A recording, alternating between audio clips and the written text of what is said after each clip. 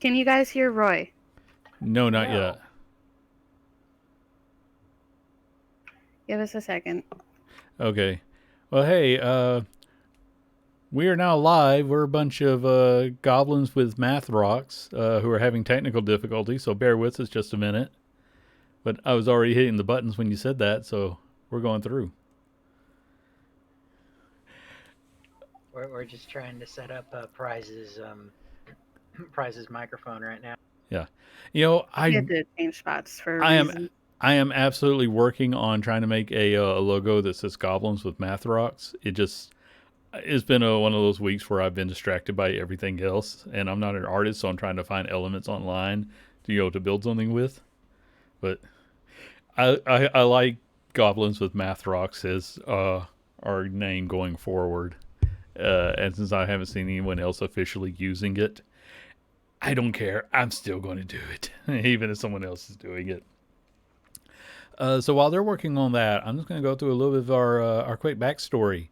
Not told by Lulu, but Danny, do you want to show off Lulu? Uh, from our time in Avernus, Danny absolutely fell in love with Lulu and bought the actual figurine. Danny, do you want to go ahead? You were telling me how you want to go over the features of Lulu. She's super tiny and she's super soft and adorable. So, And yeah, mine. uh, yeah, I was joking about getting one to do the Lulu updates, and then she bought one. Who is it? Beetle and Grimm that Yeah. sold it. Yeah, Are you surprised that I bought Lulu? no, I'm not. I'm surprised that the cats aren't playing with Lulu. Because Lulu is kept on a very tall shelf where they can't get to. Okay, so actual story things that happen. A lot has happened. We're just going to go back to last session where Michael, in an attempt to save both his friend Rihanna, who is going to be away for a little while, but in an attempt to save Rihanna from a deal she made with a devil named Corvus, and to save the devil named Corvus, Michael sacrificed the divine spark that had been implanted in him as a protection for the sword Zariel. Working with a crazed wizard, he implanted that into the devil Corvus. This had an odd reaction and created a new being of immense power. How much power, we don't know, but that being viewing all of this as a betrayal by his friend Michael has sworn vengeance upon everyone. You know, and yeah, so that's running loose. But after that, he rejoined the main party, and then you all set off to deal with the devil Donifar, and that was a fairly epic battle from my perspective. But you eventually defeated the rogue devil Donifar, sending him back to Avernus, where surely Asmodeus was waiting to deal with him properly for trying to, start his own hell. And that helped to get Trevor released from a curse by by another god who had stolen his memory of from everyone he knew. So now Trevor has his life back. Trevor went home after a very angry fiance yelled at him for, things that were totally beyond his control. Uh, Trevor got married. Big celebration. Danny, unless you actually want to go into it, we're kind of going to gloss over that a little bit. It's fine right now. Okay. Yeah, basically, it was supposed to be a simple marriage, but the Village of Ness got together, did something bigger. Prize made a huge cake along with the cake twins who were probably trying to offer ideas that weren't structurally sound, like a giant, larger than life version of Trevor made out of cake with a sword. But I think that what Prize went for was a very large car sized cake that probably had enough chocolate to give everyone in the village diabetes. And then Zariel and Lulu came in with a whole host of Hollyphants that uh, made the day far more special than uh, Christina had actually imagined. Uh, Zariel blesses your union, blesses the actual village. Uh, Not enough to protect it from the forces of evil, but just gives it a little extra. Probably spent the last 2 months just running around trying to bless various parts of the island, helping with control weather, and I don't think he ever shut down until he actually physically had to shut down for 8 hours a day. And amidst all of that, you guys also managed to do your research, find out through legend lore and lots of research a pretty good idea of where the Mind Flayer ship from eons ago crash landed into the world. And that is mostly where we're going to be picking up as you've now spent the time traveling and you're entering the small village of Monups.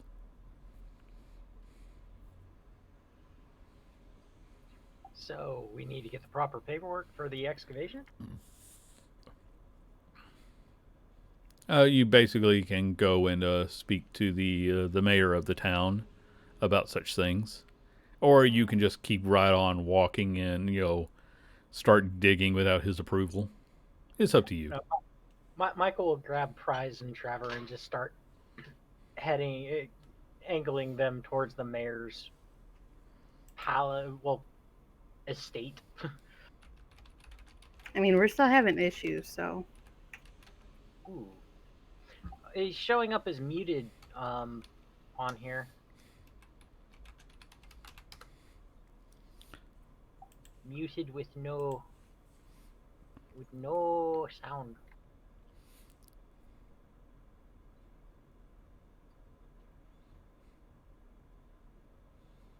Is this one of those times where we need to make an expense buy and get you guys a boom mic? Normally I would probably have been okay with that, except for the fact that we don't have a group expense fund we can send them right now. I have a job, but I can't afford to send them money for a boom mic. Oh, I wish I could, though.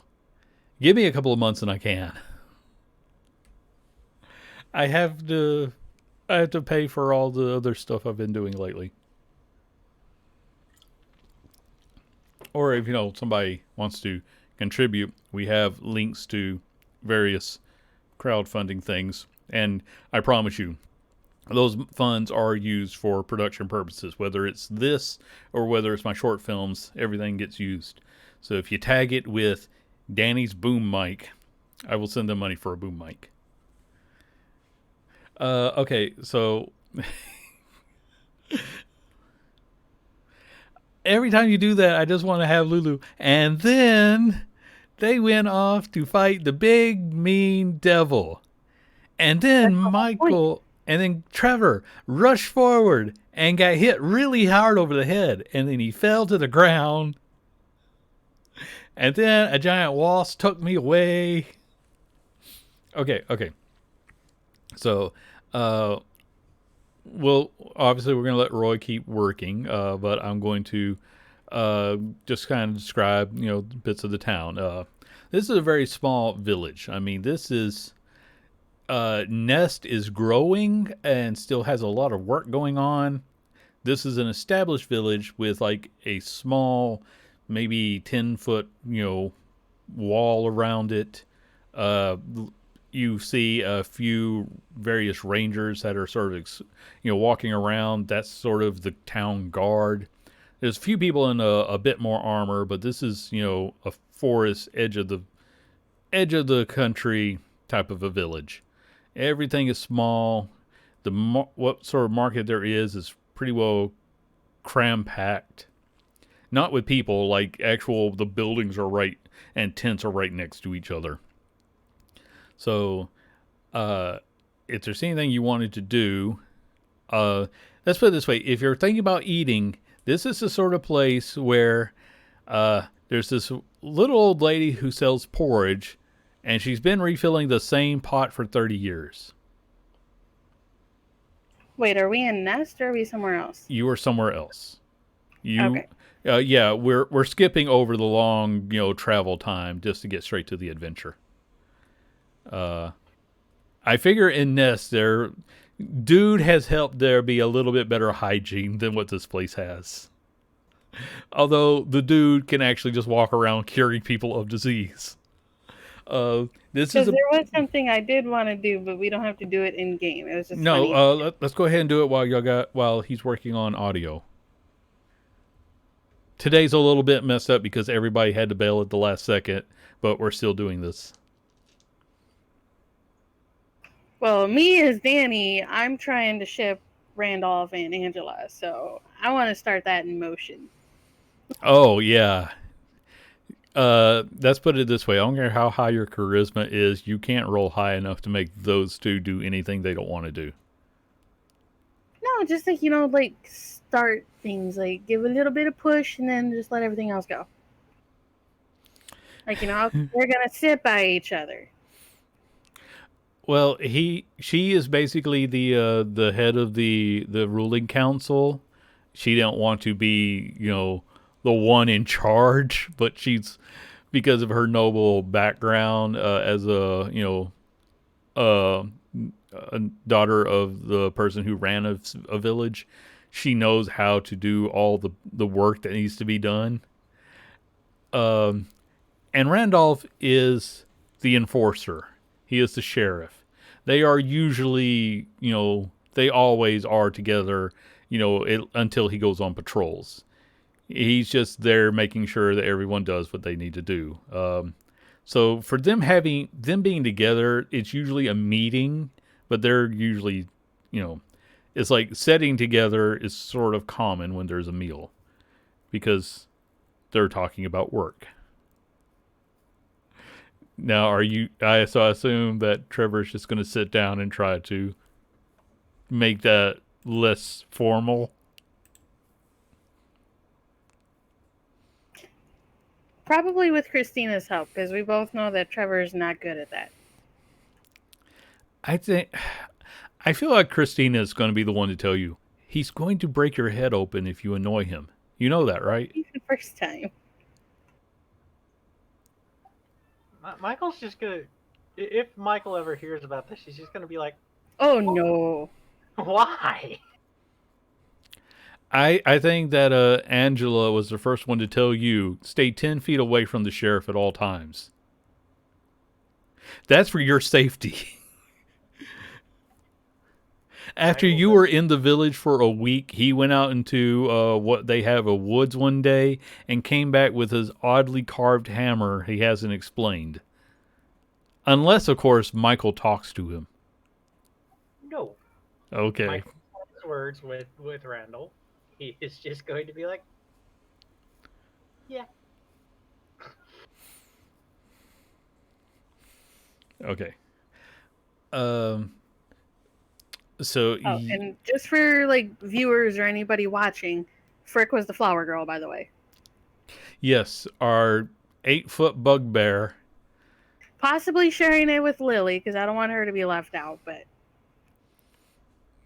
I think that she would have conceded to Frick because Frick is our monk druid hybrid, and yes, he just floated through the air, well, kind of bounced around, doing druid craft, making flowers everywhere. It was strange, and he also brought enough wine that even Lulu got drunk. and Slim Jims. Slim Jims rain from the sky. Nobody understands it. It doesn't. Is Roy coming through? Try speaking again. I can see the outline, but I'm not hearing your voice. You were also muted. Is it still saying he's muted? Because it's not saying it No, on mine. it just went off. Okay, I'm seeing your name light up, but I'm not hearing you.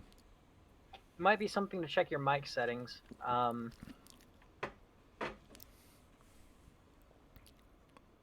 Which you're probably already doing. So yeah, tell me to suck eggs if.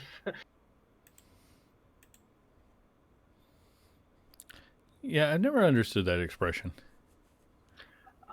It comes back to an old thing for English villagers where they would crack open the top of an egg and suck it out if it was soft boiled. Ah, okay. Anyway. So, yeah, as far as shipping Randolph and Angela, and if you keep calling him Randall, you're going to find out what that hammer does. We've had this conversation. Dad was Randall. He is Randolph. I'm going to say, because I don't play out your romantic relationship, so we're just going to say that. Just leave it to me and write in the story after everything's done. That's fine. Yeah, we'll just say that, and then we'll just see what actually happens in the next campaign. 50 years after everyone's died, and it won't matter anymore. So, you were in the village of Moneps. You know, I wrote it, and I tried to base it off of how Matt Colville says he comes up with names, which is taking actual languages and then trying to, like, interpret how they might have been said over enough time. And I, of course, picked one I could barely pronounce. Moneps, the village of Moneps. Like I said, small place. You guys are probably the most powerful things to walk in anytime soon. And I realize that his voice isn't functioning at the moment, but if you want to do anything while you're there, other than have that, porridge from the same pot. Michael, go ahead and do something. Michael's just gonna come up to the front gates and go, "Can we speak with the mayor, please?" The gates are mostly, are wide open. They'll be like, yeah, his manor's the one in the middle of town. Can't miss it. They don't tax you or anything for a village this small. They assume you have the usual set of, don't come in here and set fire to things type of mentality. Yeah. Michael will be ushering Prize and Trevor over towards the mayor's hall and just pretty much like, so there's forms that we need to fill out and potentially. Well, you're gonna have to wait your turn because right now the gentleman you take to be the mayor, because he is wearing the nicest patch suit of anyone in the village, but he's in the middle of a very intense conversation with a woman who is screaming about, someone murdering her chickens. He's like, it was probably just your husband. He's known to be a drunkard. He just didn't close the gate and a fox got in. And then she has a great many words about how wrong he is, and that goes on for about 15 minutes or so. But eventually he'll say, something to the effect of, he'll have the guards, go and check around, but it's probably just normal life in a village. Then Michael can walk up. Michael will listen to the description of how the chicken was killed, just trying to get any information he can on that, while noting it down as something that we could probably do to get on these people's good side. And then he'll come up and go, make an investigation. No, just an intelligence. Yeah, let's go ahead and make it. I'll give you an investigation. How about now? Oh, yep, now we can hear you. Okay, make a quick investigation. See how much you retain of her conversation about the chicken. Michael's Nothing. like, there's a dead chicken there's a chicken killer out there, and I'm gonna find him because I'm Michael and that's what I do. Exactly. You were so big on, I think, you were imagining the statue that they were going to make of you holding a chicken in one hand and a magnifying glass in the other, that you actually neglected to hear anything about where the chicken murder took place. Inspector Chicken. He's, he's already planning out how big the deer stalker would be on his head. Yes, exactly. Uh, so you're kind of standing there in your own mind as you see the mayor is kind of looking in your general direction. He doesn't seem too eager to get into another conversation, but he's just waiting for you to finish your little daydreaming. Yeah, and then as soon as Michael's done with his daydream, he'll just walk up and go, "Hi, myself and my compatriots here were wondering if we could get a form for an excavation and the proper rights to be able to excavate in regards to an item that we have researched and believe to be in the area." Um, where exactly in the area? What item? It's just an old ship that potentially crash landed, and we're just wanting to find it just because it might hold something of relevance to ourselves and our own uh, questing that we've been doing for some time now. And Cultural significance. exactly, Uh, and we're we're under the assumption that it's possibly close to the foot of one of the nearby hills or mountains. he's gonna kind of give you an odd look and says, "A ship that crashed in the mountains. You do know we are miles from the ocean, right?" This is when Prize will start unfolding his lectern and start setting up his PowerPoint presentation. Okay, give me a roll for the presentation. Michael will add like clip art effects with prestidigitation as well. That's actually part of what the lectern does. We had established it had minor prestidigitation abilities just to make his viewpoints. What stat am I adding? I think for you that needs to be, I'm gonna say performance, and then add your the modifiers attached to intelligence. So and then your proficiency, I mean, for using the lectern. So performance with your proficiency added on, because it is intelligence, but it's how well you convey that intelligence. And because Michael is there, you can do that at Perfect. advantage. So go ahead and roll one more time. Although I enjoyed that one also. But with Michael's help, kind of interjecting a few points, he's like, so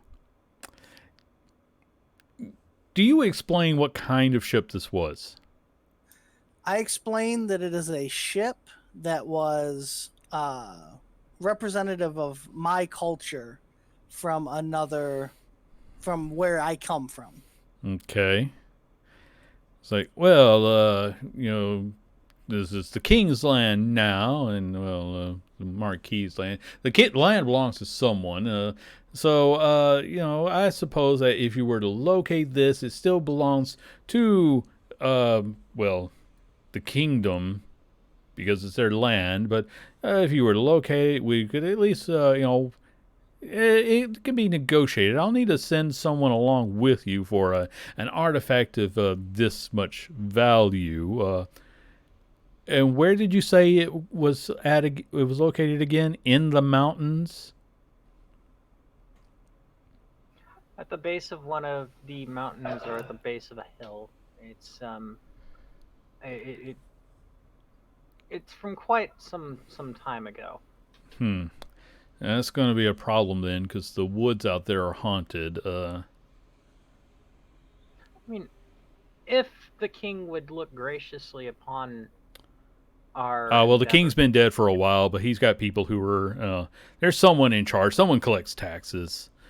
He starts sort of going through a book of former contracts to find a template for this. Yes. I'll let Michael make a history check for this country. Oh, great! Because that's actually something I do Yeah, have. you're a bard. Okay, so you know that this country, and again, I wrote the name. I had the name posted. Oh, I think this is it. Oh no, this is actually my ship stuff I was looking for. Good, I'll have that. Um, okay, so I'm going to try to remember it. I've written it down somewhere, so if I'm wrong, it was Glosporta is the name of the country. The king died quite a while ago with no heirs, because there was a little bit of a dispute in succession. It sort of got divided between the three marquises that were running things, and yeah, they're still running things even 80, 90 years later. Uh, with that role, you know that there's always rumored to be a little bit of one of them keeps saying that they're going to find the whatever relic proves that they're the one who is the direct successor, and there has been no official backbiting or outright attempts to take control, but at the same time, their standing army, they don't go to war and send their standing armies out because it's never agreed which two should go and which one should remain to protect the city. So, yeah, he is going through trying to figure out how to put together a record, trying to find someone who can travel with you, because if there's a flying ship out there, he doesn't want to just let you guys take it.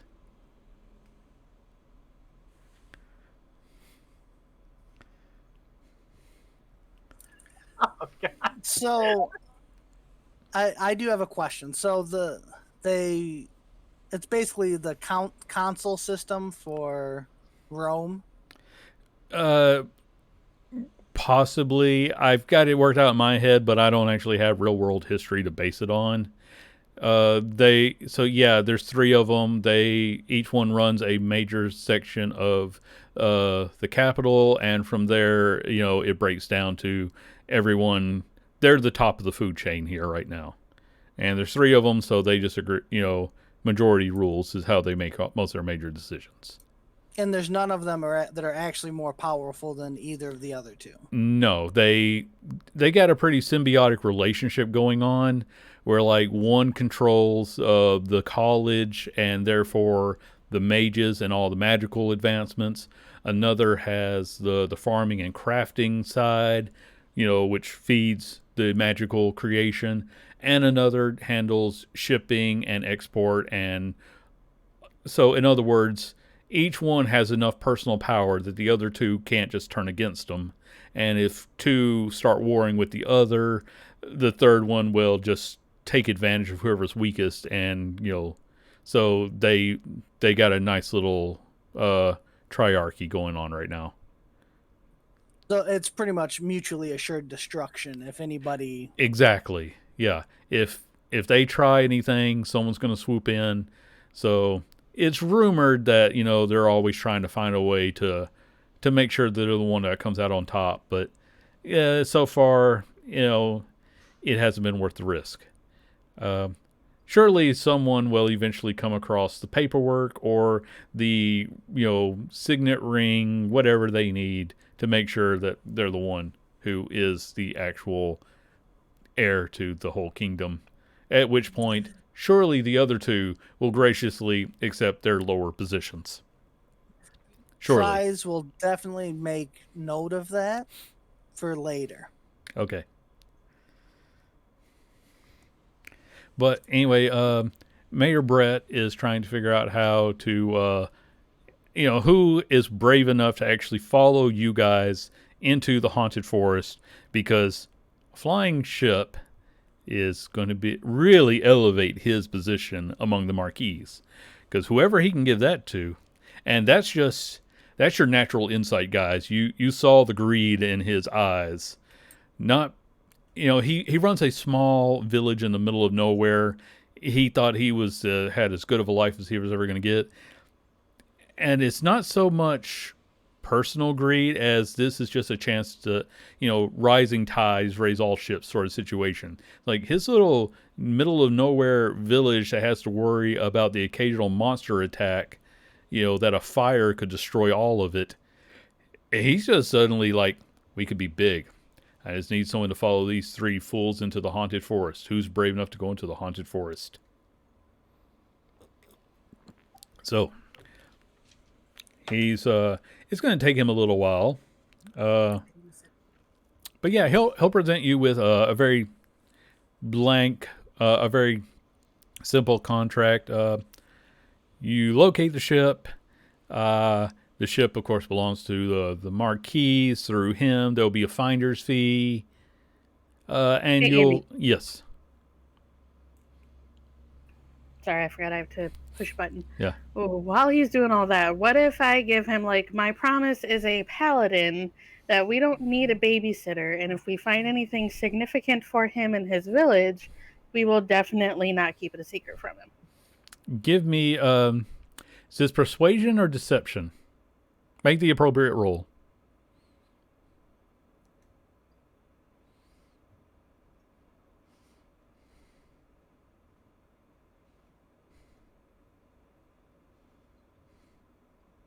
Well, my deception is a +10, so But if you do a deception, though, you've got. I know that's kind of, it's like You kind of got you got Lulu's angry voice somewhere in the back of your head.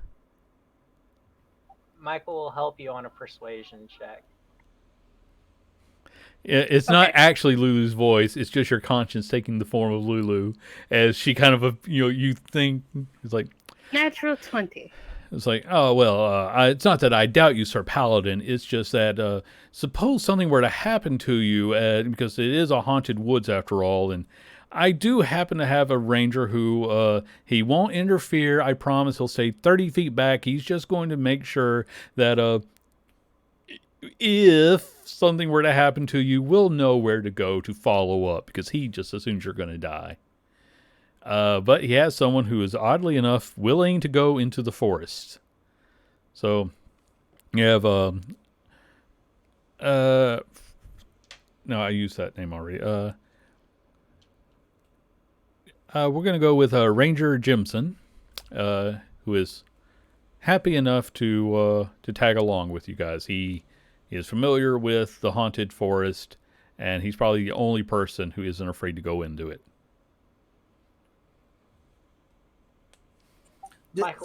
Did we already write up a contract for this? He was working on one. Prize will definitely help him with that. Okay. Then in that case, roll. There still needs to be a bit of charisma involved in this. But you've got 2 other people helping you, so make a charisma check at advantage. I think Prize's natural charisma is going to be punishment enough. Oh, wow. So, I did that wrong. No, it's fine. I know which one to go with. The 11 was the highest. So, yeah, basically, he's keeping a whole lot of anything found on the king's / marquis / mayor's grounds is technically property of the mayor through the marquis. He's got all this legalese in there where basically you guys get credit for anything found. There will be surely some appropriate reward for cultural significance, but the actual item belongs to him to present to the Marquise. And Ranger Jimson is waiting for you outside, and he will happily show you the way.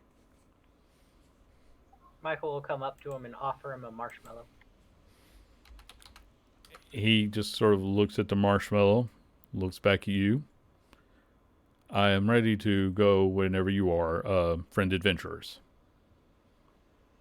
My name is Michael.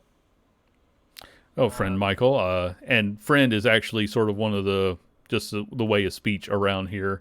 You know, it's friend Paladin, friend Michael, sort of, so he's like, whenever you are ready.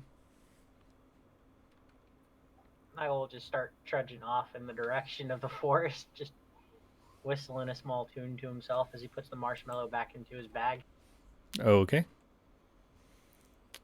Prize packs up his lectern, and then we'll start following Michael. Okay. I'm just following after watching this entire thing play out.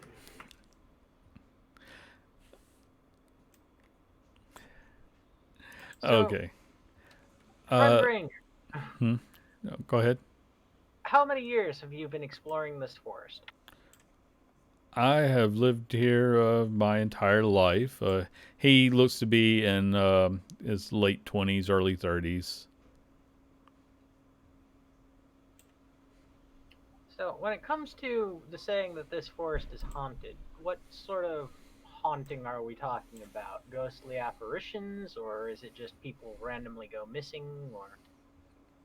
Oh, well, it's mostly just local superstition. Any forest can be dangerous if you don't know what you're doing. Some people come up missing, some probably just run away, and everyone just says it's the monsters in the forest. Okay, I gotta ask: are the bubbles in game? Is Michael blowing bubbles right now? Yes. Okay. Tiberius is chasing the bubbles. Continue. Yeah, he is.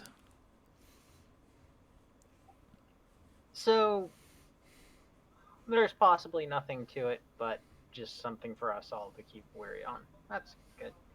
Michael will then put away his bubbles and just keeping an eye out for anything that seems out of the forestry ordinary.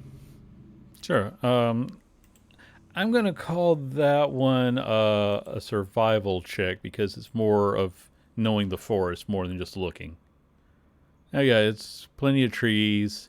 You hear the occasional rustle of something, but you don't see anything too bad, and you know you've got a bit of a hike to go on. It's because your research told you that this was probably deep inside the mountains, not just like you're gonna have to like find a cave and go down. But Keeps an eye out for any sort of caves that would be in the general area. yeah, eventually you'll start to get closer to the mountains. It is going to start getting dark soon. Do you want to keep looking, or do you want to trudge on through the night? Well, I mean, it's not like you're going until midnight. It's getting dark. What do you want to do?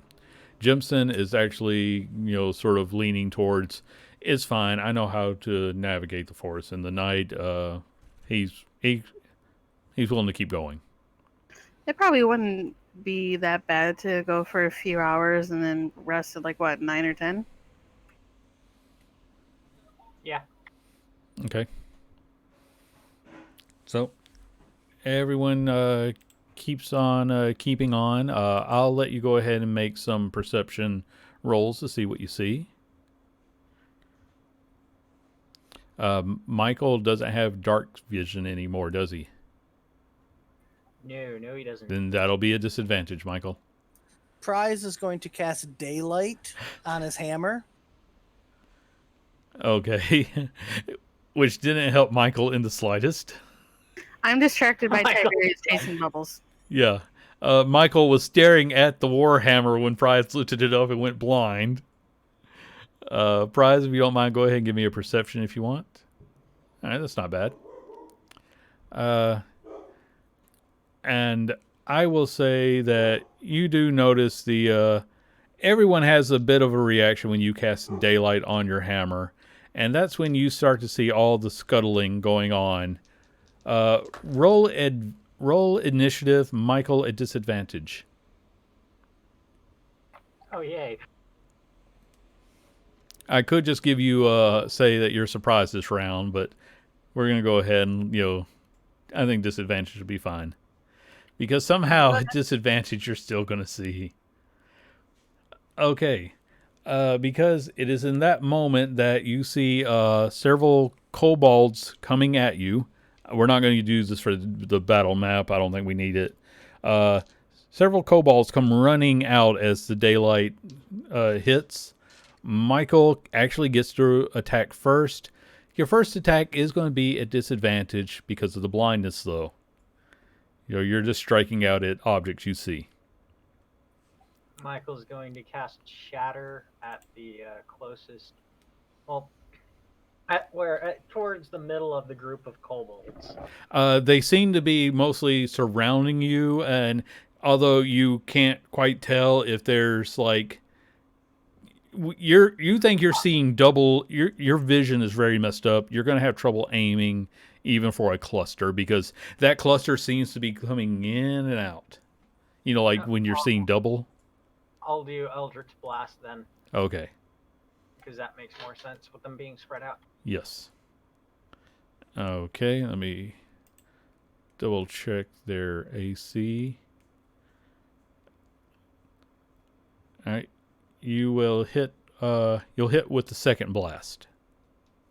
Yeah, that one takes 2 force damage. Okay. Let me go ahead and grab my paper and get some numbers in place. And then Jimson attacks you. What's your AC? Mine? Yeah. 21. Okay. Jimson's sword does not get past your shield. And then the kobolds are going to get close enough to start attacking. I need each of you to make a wisdom save against being charmed. +5 if you're We're going to say that you're all together close enough for that to kick in. All right, so that's a 23 for me. Yeah, that'll make it. I can't be charmed, Andy. Okay. If it is with those effects, I mean. Yeah, that would be yeah. You are not affected. Can I do a performance to pretend like I am? I'll allow it. And Prize was not affected, so that was 3 of.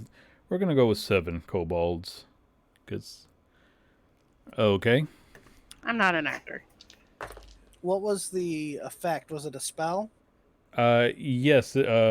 Well, I'm gonna say that it was a spell-like ability. The kobolds, let me double check, but they're not the most perceptive group in the world. So, Trevor, I'm not going to say whether or not you know that your ability has worked, but that was their action anyway. So now, Trevor, it is your turn. What do you want to do? I'm going to hold my attack and see what our new ranger buddy does. Okay. I'm going to hold a spell. Okay, what spell are you going to hold? Hold person. Okay. You're going to hold person. That works. Prize, it is your turn. I'm going to cast Mind Sliver at the ranger. Okay. That'll be a DC 18 intelligence. Okay. Let me just grab a better stat sheet for him.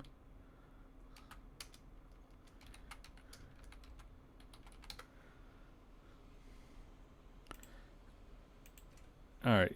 DC 18. Yeah, he's not going to succeed in that. Then I'm going to use Embodiment of the Law to turn Dominate Person into a bonus action spell, and then I'm going to dominate him. Okay. And that means you get to basically control his actions next round? It's for an hour. Oh, okay. Okay, yeah, he's your meat puppet for an hour. Well, there's still a save. Okay, oh yeah, he'll when he gets the chance, he can try again. Okay, so the rest of the kobolds are all going to attack, and let me just see which one they're going to use. Ooh, that'll be a fun one. Uh, let me get some d4s ready. Let me just use this. They are going to attack Michael with some magic missiles. You are going to take 8 force damage, Michael. And Okay. that was a collection of them. So I'm going to do a couple more for the rest of them because I'm trying not to make this take forever. All right. You take a grand total of 12 force damage as they launch magic missile at you. That was their turn. And that means it goes back up to Michael. I cast tongues, and then I say out to the group of kobolds, "What are you doing?" They do not reply. All right. Um, And yeah, yeah, that was your action. Do you have a bonus action you want to do? I'm going to cast Bardic Inspiration on the on our on Prize. Okay. Prize, it is Jimson's turn. What is he going to do? He should kill one of the kobolds. Okay. He will go and start striking one of the kobolds. Oh, and he actually hit too. Yeah. Okay. Yeah, he makes a pretty good strike against the kobold, one of the closest one. There's absolutely no visible reaction from the kobolds at this either. I mean, he got hit and hit fairly hard at that, but he doesn't seem to make any real. There's no. He doesn't make any noise at it. He doesn't even seem to take his eyes off of you guys. And then it is 3 of the kobolds' turns, and they are going to strike at Jimson. 2 are going to hit.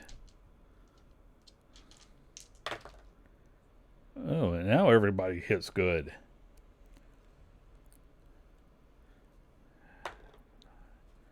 Holy crap. Okay. Yeah, Jimson, he goes down pretty easily to this attack. And as he falls, you see a small brain with legs that kind of pops out of his head and scurries away.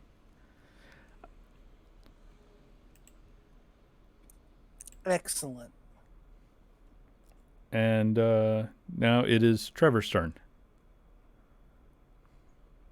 Well, I guess my held thing didn't No, work. that wasn't really as useful as you had expected. Can I shoot a guiding bolt at the brain? Sure. Okay, 21? yeah, I'm pretty sure that's going to hit. Yeah, that hit. 7. Okay. It takes 7 points of damage, and it's still running away, but now it's glowing. How fast is it? Like, can I somewhat catch up to it, maybe? Or? It's got 40 feet of movement, so you just about had to take a dash action to catch up with it. I got a Pegasus. Okay. I'm going to say that it'll take your bonus action to mount the Pegasus because you didn't specify you were riding, but you can then start chasing after. Sure. Okay. Prize, it is your turn.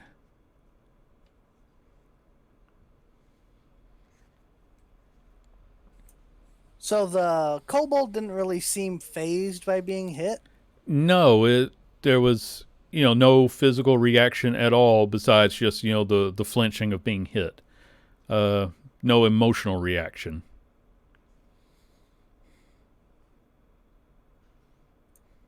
Well, that makes it so that I think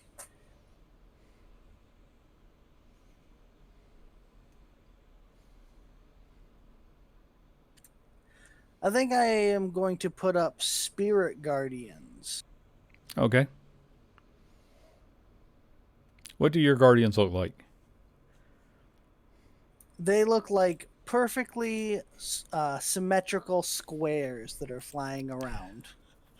Okay. Do they get to act this round or next? Or is that like an area of effect? I forget. It is an area of effect. Okay. What do they need to do? It is a 15 feet, so 30 feet across area around me. Anytime that an enemy, something that is an enemy to me, comes into that area, they have to make a wisdom saving throw or take 3d8 radiant damage. Okay. What's the DC? 18 wisdom. 18 wisdom. Let me double check their wisdom. Okay.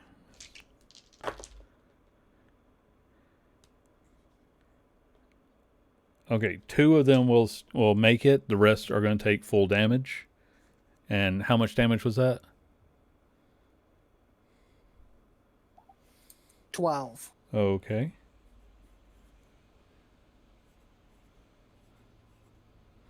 All right. And now it is the turn of the other 3. They are going to actually go for prize.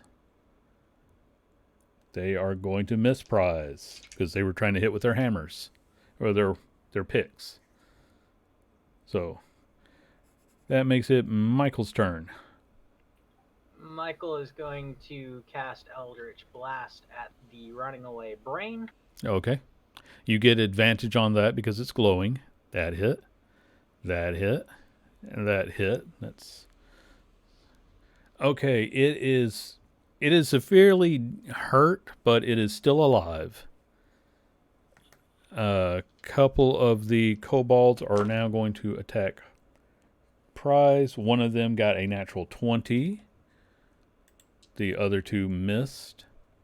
So that is prize will take 8 piercing damage as he hits you with his pickaxe. Trevor. Just 8. Yes, just 8. These guys are not physically strong and probably should be using their magic more than they're using their physical attacks. Trevor, it is your turn. Okay. You're chasing the brain. Can I catch up to it? Yes, with your mount, you're basically hovering over it now. All right. I would like to take a swing or 2 at it. Okay, you get advantage because it's still glowing. And yep, you skewer the brain with a single hit. It is now dead and probably like stuck on your sword. Okay. I will turn back to start going back towards everybody else. Okay, because you're on the Pegasus, I will say that you can catch up. You can get there and you can use your second attack to hit one of the kobolds. Okay. Then I'll hit one of the kobolds with that 32. Okay. Well, actually, Oh, no, that would just be the 17. yeah. Fortunately, the 17 was enough to hit them, so roll damage. Okay, so it's 11. All right. And now it is the turn of some of the kobolds. And Trevor, no wait, they already know this doesn't work on Trevor. Michael, you need to make a wisdom save, please.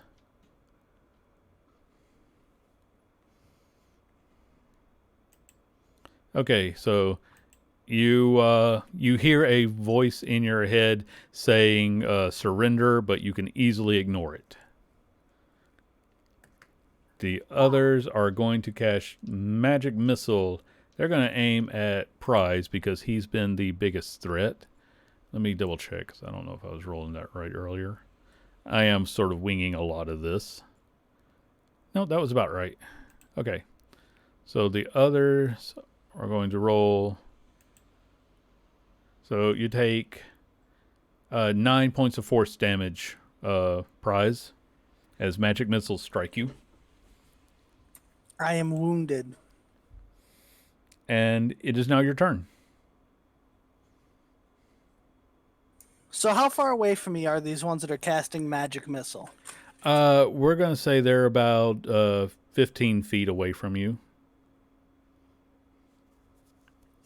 I will just walk up to whatever one is closest so that I can get as many kobolds into the area of spirit guardians as I can. Okay. And then I'm just going to hit it. Okay.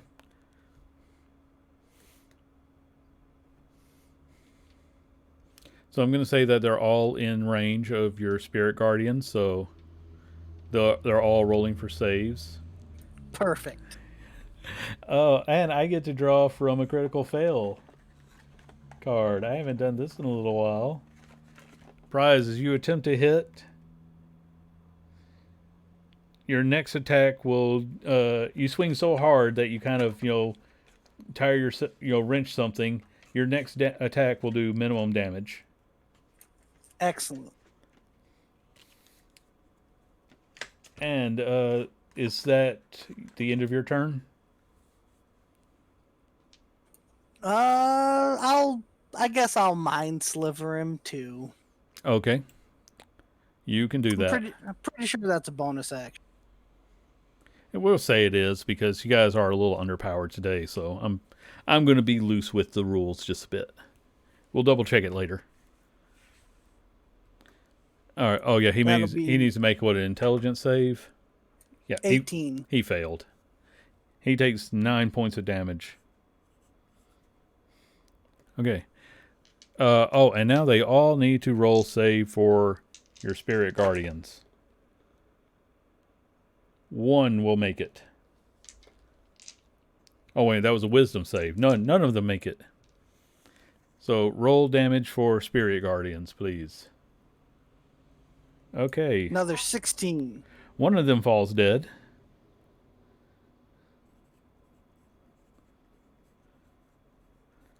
Okay. And now it is their turn. And because you are now close enough, they're just going to try to hit you with their pikes again. And their picks. What's your AC? Prize, what's your AC? 18. 18? Okay, you get hit by 2 of the picks for, what did I say that was? 8 piercing damage.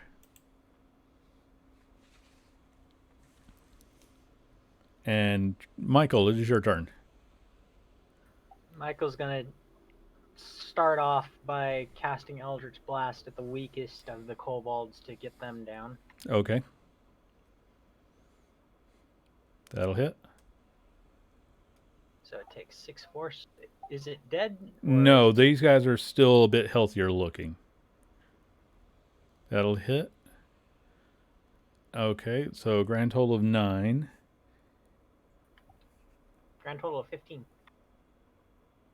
Yes. That's what I said. Grand total of 15. Yeah.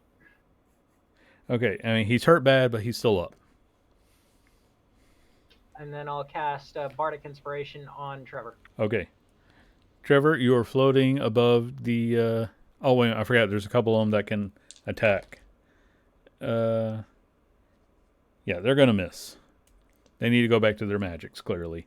Trevor, you're floating above these kobolds. They still just kind of... Everything they do is with a blank expression. They don't seem to even be inconvenienced, mentally by the fact that you're beating the crap out of them. Is there a way, can I tell if they're, under some kind of a spell, or if they're... Or is it safe to assume that they're probably under the same mind control shit that has been trying to affect us? You can use your action to make an insight, or you can just beat the crap out of them. Just beat the crap out of them. I would... are we surrounded by them, or... Your friends are, but you're above them. Like there's about 4 of them left, and they are well, no, 5 of them left, and they do have you in a circle. This was clearly Jimson was leading you into a trap organized. All right. Well, I'm gonna I don't know hop off what's my Pegasus in the middle and take a couple swings at 2. okay. So Trevor drops down. Yeah, Trevor drops down and slices into them. Trevor, roll damage. All right, 11. So a grand total of 29. Yeah, you basically lop the head off of the one that Michael was just hitting. And well, again, they just know that one of their abilities doesn't work on you. So these guys are... make a wisdom save for me, Michael. Not Michael, Trevor.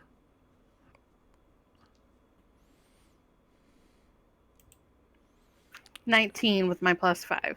Okay, then that would be enough to beat it. As you just sort of feel this odd energy sort of fade over you, and the other 3 are going to cast spells, and one by one they turn invisible. Can I counterspell as a reaction? You can counterspell one of them. So yeah, one of them, he's raising his hand, to perform this ability, and you block that power, and so he's just kind of standing there with his hand raised in this motion of casting. No, I lied. I don't want to do that. Oh, I okay. have a better idea. Okay. I have a different spell prepared I want to use, but it isn't a reaction, so. All right. Well, in that case, the other ones all turn invisible. Prize is now your turn.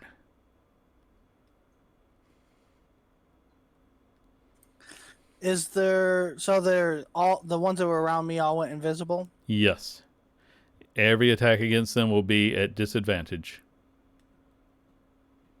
I will swing again at wherever the previous one was. Okay. So wing. Okay, yep, you make... Oh, wait, sorry, disadvantage. Roll one more time. Okay, yep, that still hits. You swing, you make contact.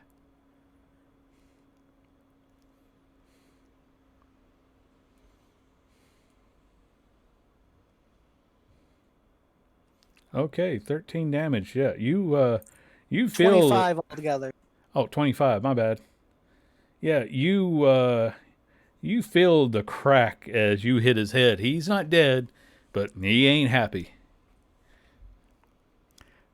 And that puts it up to Trevor's turn. No, not Trevor, Michael. You all have names, you know what I mean. Yeah, Michael is going to use Dispel Magic at 4th level. Okay, I think that only targets one of them.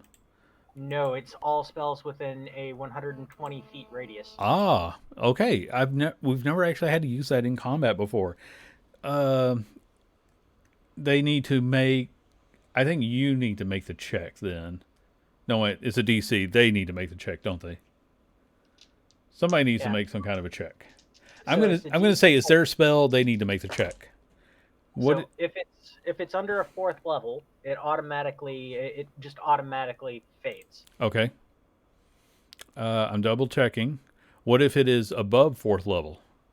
That's when it for each spell of 4th level or higher on the target, make an ability check using your spellcasting ability. So I'm the one who needs to make the spell okay, check. that'll be easier. So the DC is 10 plus the spell's level. Okay. I'm pretty sure this is going to work based on your charisma check. Oh, no, it doesn't. None of them become visible. So... Can I use the bardic inspiration I have to increase his roll? I'll allow it. Because why not? It doesn't even matter what the roll is. That will bunch it up just enough that they all become visible again. That was very clever, guys. And And if there is one close to me, I do get a bonus action of stabbing. okay, Is you can stab the one nearest you.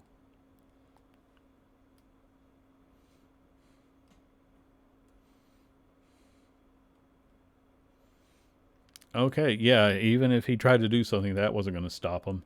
So 12 points of damage to this guy. We're going to make it this one over here. Okay. That makes it their turn. And this time, they're kind of realizing that this isn't going to go well.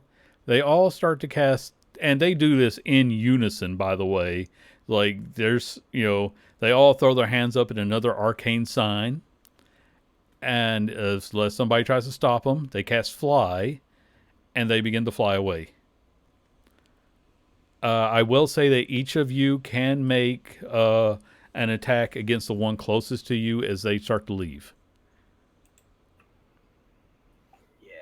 So you each get an opportunity attack against one. Michael hit his. Not for as much damage, but he hit. Yep, that'll hit. 16 definitely hurt him, but he's still alive and flying. I hit 22. Okay, that hit. Okay. All right, and they are going to fly away. Total. 12? Okay. 20.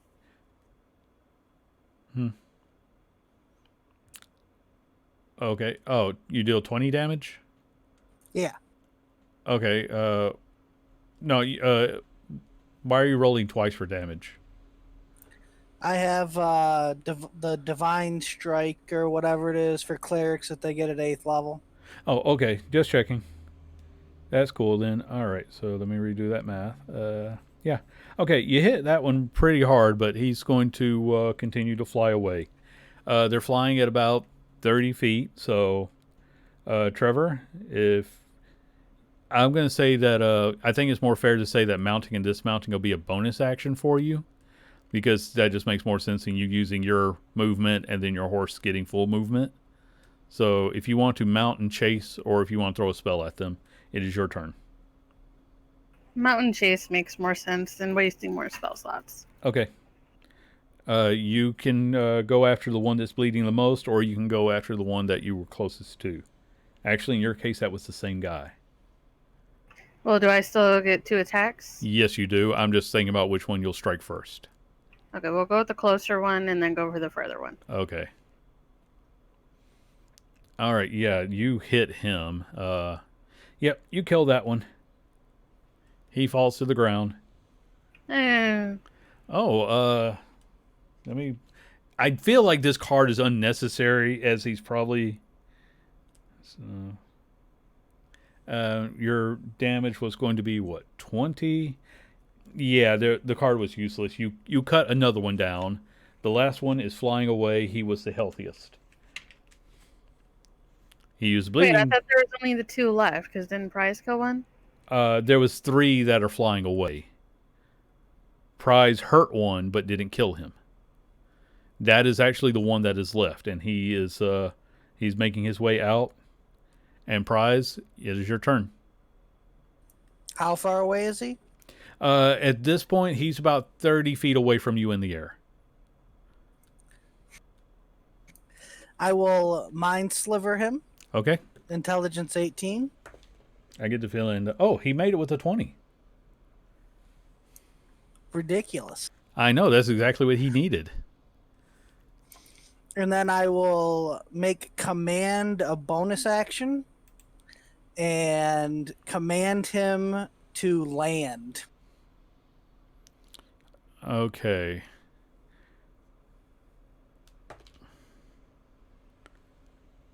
And that's also an 18. Yep, wisdom 18. Okay. I was just double checking a couple of their abilities, but yeah, he is going to land. But you didn't tell him not to attack, so he's going to cast another spell on his turn, No, wait a minute. He's already had his turn. Michael, it's your turn. I am going to use detect thoughts. Okay. You get nothing. Oh shit! I'm going to run up to this thing as quick as I can. Okay, that'll use all of your movement, but you can do that. And yeah, because it wasn't a combat spell, I can't use my bonus action to hit him, so I'm going to just yeah, prance around him like a fool. Okay, that sounds very Michael like. Trevor, it is your turn. I will land next to him and wait. Okay. Now he is going to cast his spell. Unless someone tries to stop him. Counterspell? That'll work. So, yeah, again, he throws up his hand in an arcane sign, but nothing happens. Nope. Prize, it is your turn. I'll just walk over to him and hit him. Okay. I like how Prize is very matter of fact about this. Swing to hit. Okay. He is going to cast his own spell, and your strike bounces off of his shield. That forms in the middle, in midair. And he just used his turn. Michael, you can go again. Oh, Spirit Guardians. Oh, right. Forgot about Spirit Guardians. That'll probably rip them apart. How much damage is that? 17. Ooh, he's... They tear into him, but he's still there. Michael, now it is your turn. Yeah, I'm going to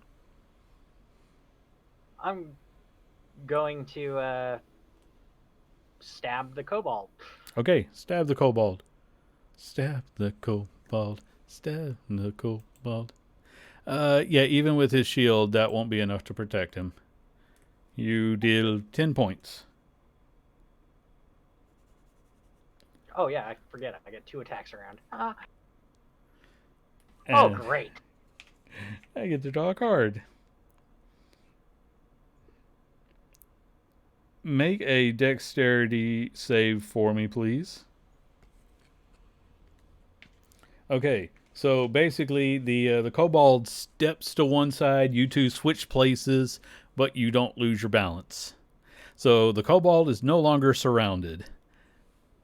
I use my my shield master bonus action to push him 5 feet towards the Warforged prize. How much don't you need to like use? Is that as a bonus action, or do you have to be moving when you do that? If you take the if you use shields, you gain the following benefits when you're wielding a shield. If you take the attack action on your turn, you can use a bonus action to try and shove a creature within 5 feet of you with your shield. Okay. If you aren't incapacitated, you can add your shield's AC bonus to any dexterity saving Does throw. okay? Second question, because I don't need the full read here. I just needed that part. Does he get a save against this? It doesn't say so. I think that to move him, he still should get a strength save. That's how I'm going to rule it, if you don't mind, because otherwise you're getting to shove people for free. So I'll make an athletics strength check then. No, for you it's just a strength check. For him, it's an athletic save. So it's your strength versus his strength. Okay, yeah. Well, I guess he gets to use dexterity, but either way, he will avoid the shove. And I've been a little bit fluid on whose turn it is because I didn't write everything down. So we're going to say it is his turn. He is going to attempt to cast his spell again he gets one more. So he's going to try to cast another spell. I have a question. Yes. So I already counterspelled. Is he going twice? In this case, his turn has come back around again. because Okay, I but think I I've been didn't- interchanging you two in initiative because I'm not 100% sure about where everybody was. So I'll say if you want to use your counterspell again, I'll allow it because I've just been really loosey goosey with this combat. Kobolds, even with some extra abilities, are still kobolds. So are you going to counter his spell? Yep. Okay.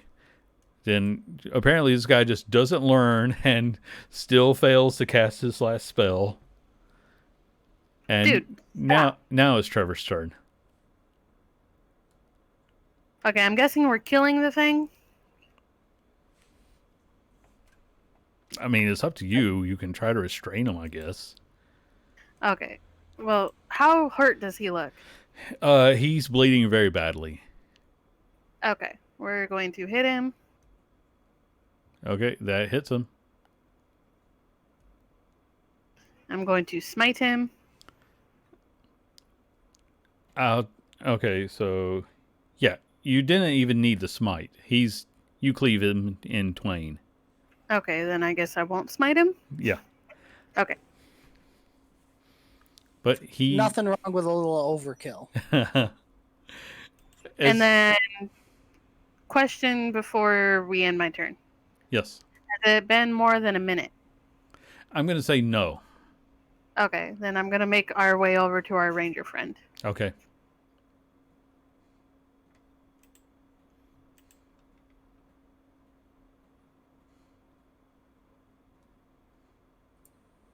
But, I can't do anything else after that, so. okay.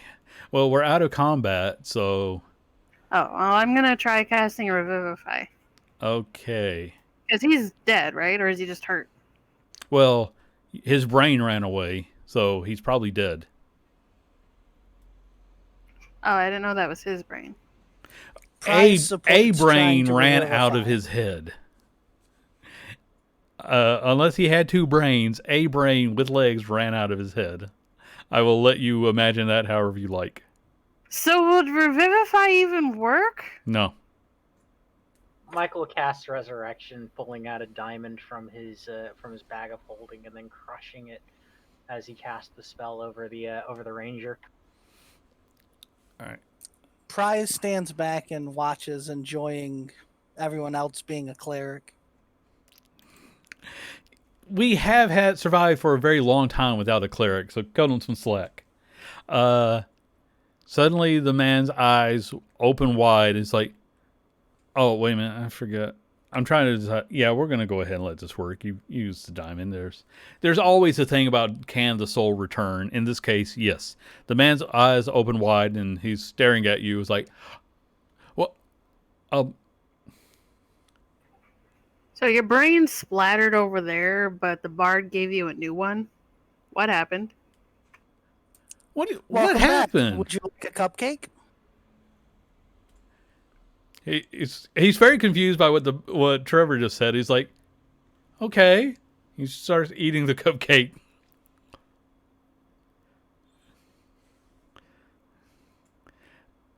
I'm going to say no, he hasn't, Michael. But he's just eating the cupcake in silence. A very confused look on his face. So what's the last thing you remember? I was hunting in the forest. I was chasing after a deer, and it went into the haunted woods. And I thought, it'll just be quick. I'll be in and out. We know what it's haunted by then. It's haunted by a mind flayer. What?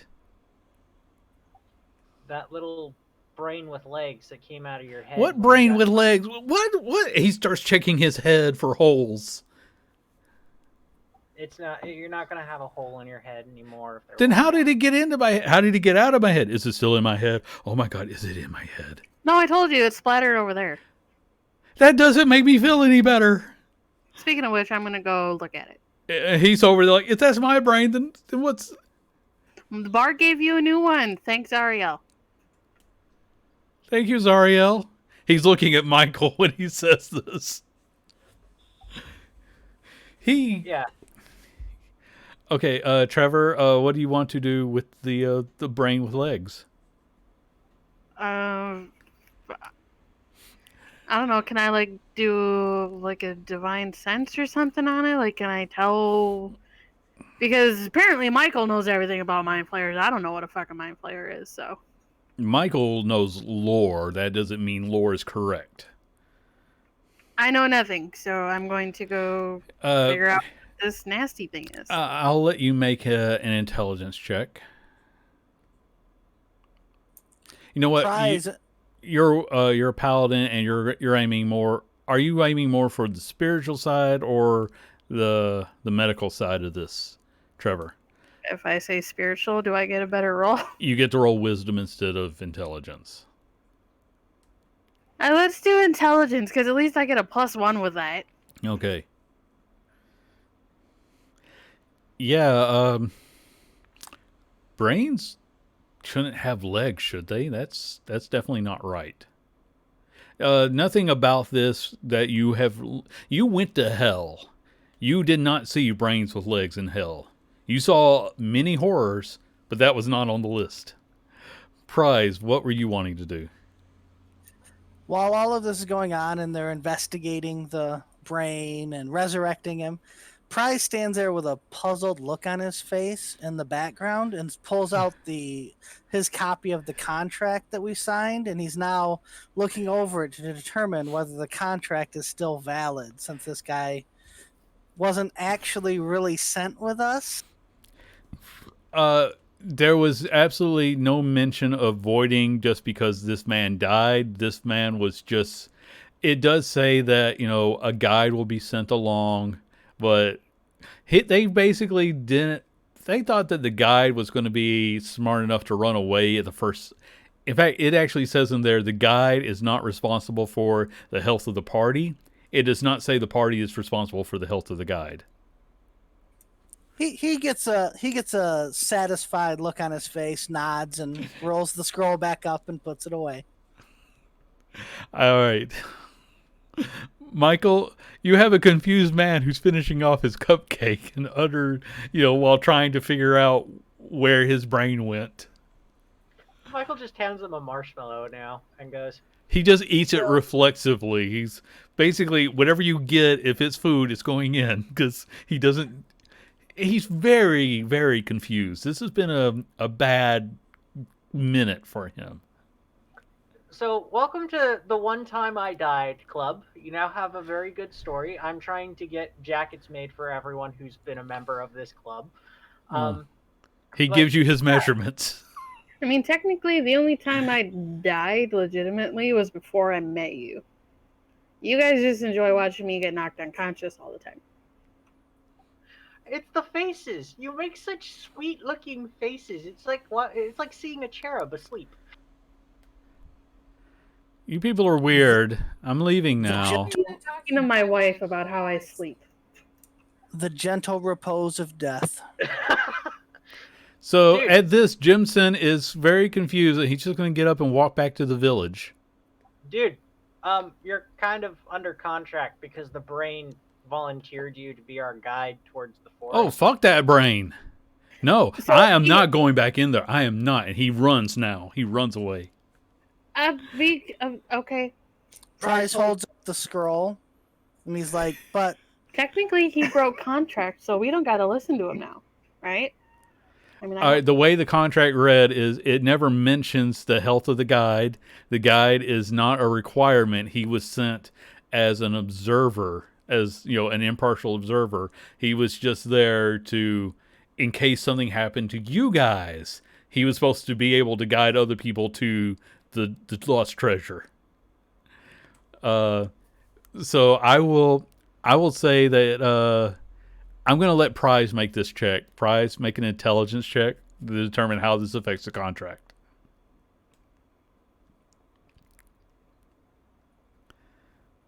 Okay. Technically, the contract is still valid, but there is now no one watching over you to see if you fulfill the letter of the contract. You are under no requirement at all to go back and report that the guide was really a brain inside of another man's body. I mean, should we take the brain for proof just in case? Like, in case the mayor's like, "Whoa, you're lying. You just scared my guide." So, that kind of stuff. If you want to Prize, put the brain inside of your bag, go right ahead. It's Ew. Prize very tellingly just slowly turns his head to look at Michael and just gives a little nod. With that, Michael will walk over towards one of the kobolds and cast resurrection on it. okay. So you're burning another diamond? Yep. Okay. Why are we doing this? We need a guide to the cavern. Okay. One of the kobolds' eyes opens up. It looks at you. Michael, make a wisdom save for me. +5 if you're within 10 feet. Never mind. Michael, you hear a word inside your head. You are now going to protect this kobold. Oh, great. As the Wait, kobold, no, it shouldn't come back like that. It should actually come back as a kobold. it came back as a kobold. No brains ran out of these kobolds. Oh, shit. Now you are to guard this kobold as it gets up and starts to run away. I start chasing it because I have to protect it. Yes, you will be there to intercept any attacks that come at it. This is one way to get back to the cavern. Can I cast Hold Person on Michael? Yes, you can. I'm gonna hold person the kobold. Okay. Michael, make a save. Is it wisdom or constitution or something? Can we switch people? No. Oh, okay. I believe it is a wisdom. Someone wants to correct me on that. And the kobold rolled an 18. He is still running. As did I. Well, my save is exactly 18, so... That means he's still running. So you both cast your spells, and Michael, with his shield held out to protect the kobold, is running away with the kobold. I didn't see this happening. This is so much fun. For me, maybe not for you guys. And suggestion lasts for 8 hours. So for 8 hours, Michael, you must protect this kobold. Yay! I'm not too worried about it. He'll be okay. So we're gonna follow them. Slowly.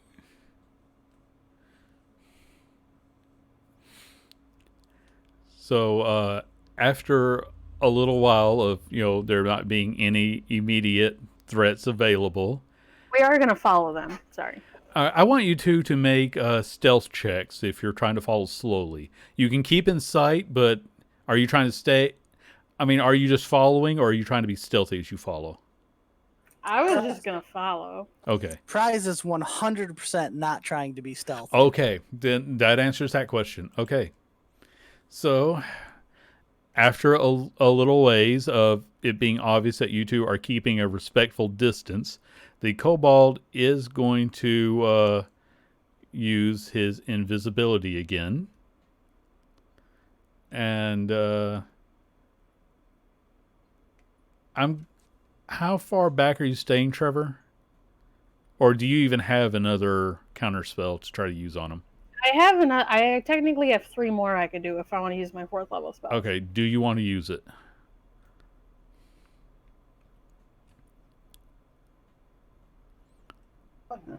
We can just follow Michael, right? Yeah. Okay, so no. Okay. So, yeah, the kobold turns invisible. Michael, you are getting, it is still telling you to, you can protect it by holding them back. I turn around and raise my shield up in front of me, and then my rapier at the side of it, looking like a sort of medieval hoplite. Prize walks up, slowly, like hitting his hammer on his other hand.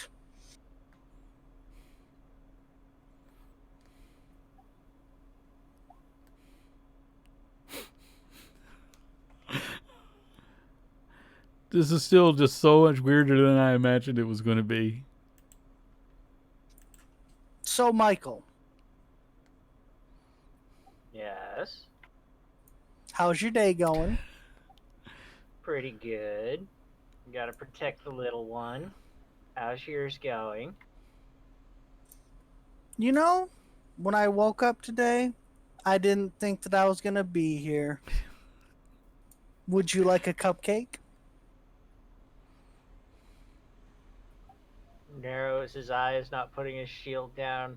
For the record, Michael, you have no reason to distrust them. You just, Yeah. they're still your friends. You're protecting the kobold from them. So Hey, Andy. Yeah. Would he be considered a willing creature? he's still your friend. So if I wanted to use cleansing touch, would that possibly work? Michael, do you have any reason to keep Trevor from putting a hand on you? No, I don't. Then yes, you can use cleansing touch. Okay, I'll just be like, you sure you're okay? You look kinda... And then I'll just cleanse. All right, what exactly does this spell do, or ability do? I can use my action and one spell... I mean, I don't know if it's a spell, but I'm going to try it. You're pretty sure that that's what it is. So yes, Michael, you no longer need to protect the kobold. Oh, that sly little bastard. Yeah, I thought it Very was clever. Yeah. And Michael, you heard this kobold speaking inside your head. Make an intelligence check for me. Okay. You didn't. You're going to need to update some material. No one's ever said that kobolds were telepathic. This is a great find. Telepathic kobolds. That's really rare. Clearly they're all telepathic with that roll. It's not nat one. Well, okay, maybe not all of them, but clearly there's an entire branch of telepathic kobolds that, or maybe they've just been hiding it all these years. Those sneaky little bastards. I put like my hand on Michael's forehead, like, do you have a fever or something? No. Call her. Kobold. That guy needs to be looked after. Why did you resurrect him? We need a guide to the caverns. You still got like 6 more bodies back there. That just seems like a terrible idea. No more resurrecting kobolds. Put my foot down. This list is getting quite long. Michael is no longer allowed to make evil demigods. Michael is no longer allowed to resurrect kobolds. Michael is no longer allowed to have parties. Michael is the child in the airport that needs the leash harness thing. Danny, you get a plot point for that. That's making me laugh. I think I've said it before, but it's true. Yes, but this came along with, his whole list of things he's no longer permitted to do. Michael needs a leash when we go through the marketplaces. Otherwise, he'll get lost, and we'll end up having to buy him back from the random mind flayer. Next time we go to the market, I need a magical leash to put on the bard. Make a note. Okay. Prize pulls out a piece of paper and writes it down. Most bards, you have to worry about them trying to, stick their bits in the extra dimensional beings. You aren't most bards, that's the problem. A horny companion I can deal with. But this, you test me. I want everybody to make a perception checks for me, please. No. Okay. No. You're not required to. No. Yeah, I don't say anything anyway. I'm too busy yelling Yeah, at Michael. you're yelling at Michael, and Michael, you just sort of look back and it's like, where did all the kobold bodies go? And there was a lag. Prize, you also noticed that the bodies are suddenly gone. But Michael, there was sort of like lag in your computer, so you went from setting to your hand being here. I was like, that was just like the perfect reaction. Like, where did they go? It was like stop motion animation, like bad stop motion. Yeah, Trevor's like, no more demigods, no more raised kobolds. No more pissing off your ex. What are you looking at? Oh shit. Uh, The kobolds with are gone. those particular roles, though, you do see the trail of blood. I start following the trail of blood.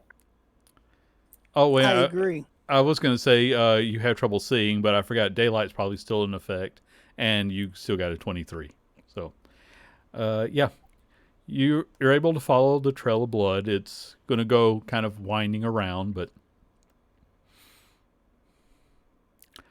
so let's make that a survival check because it's going to last for a little while.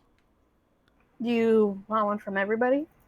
Anybody who wants to look, you're all aware of the blood. It's not like they told you, "Hey, Trevor, just follow us. Don't ask questions," because Trevor would probably hit them for that. 29 survival. Okay.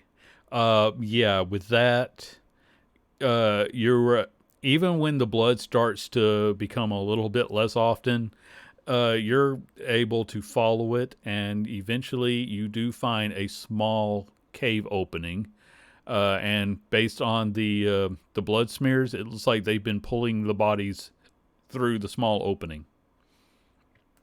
Now, let me be clear. This is smaller than what you guys can comfortably climb through. Maybe if you take off all of your armor and are willing to, like, think thin and squeeze. You just really want me out of my armor, don't you, Andy? I'm just going with what is natural.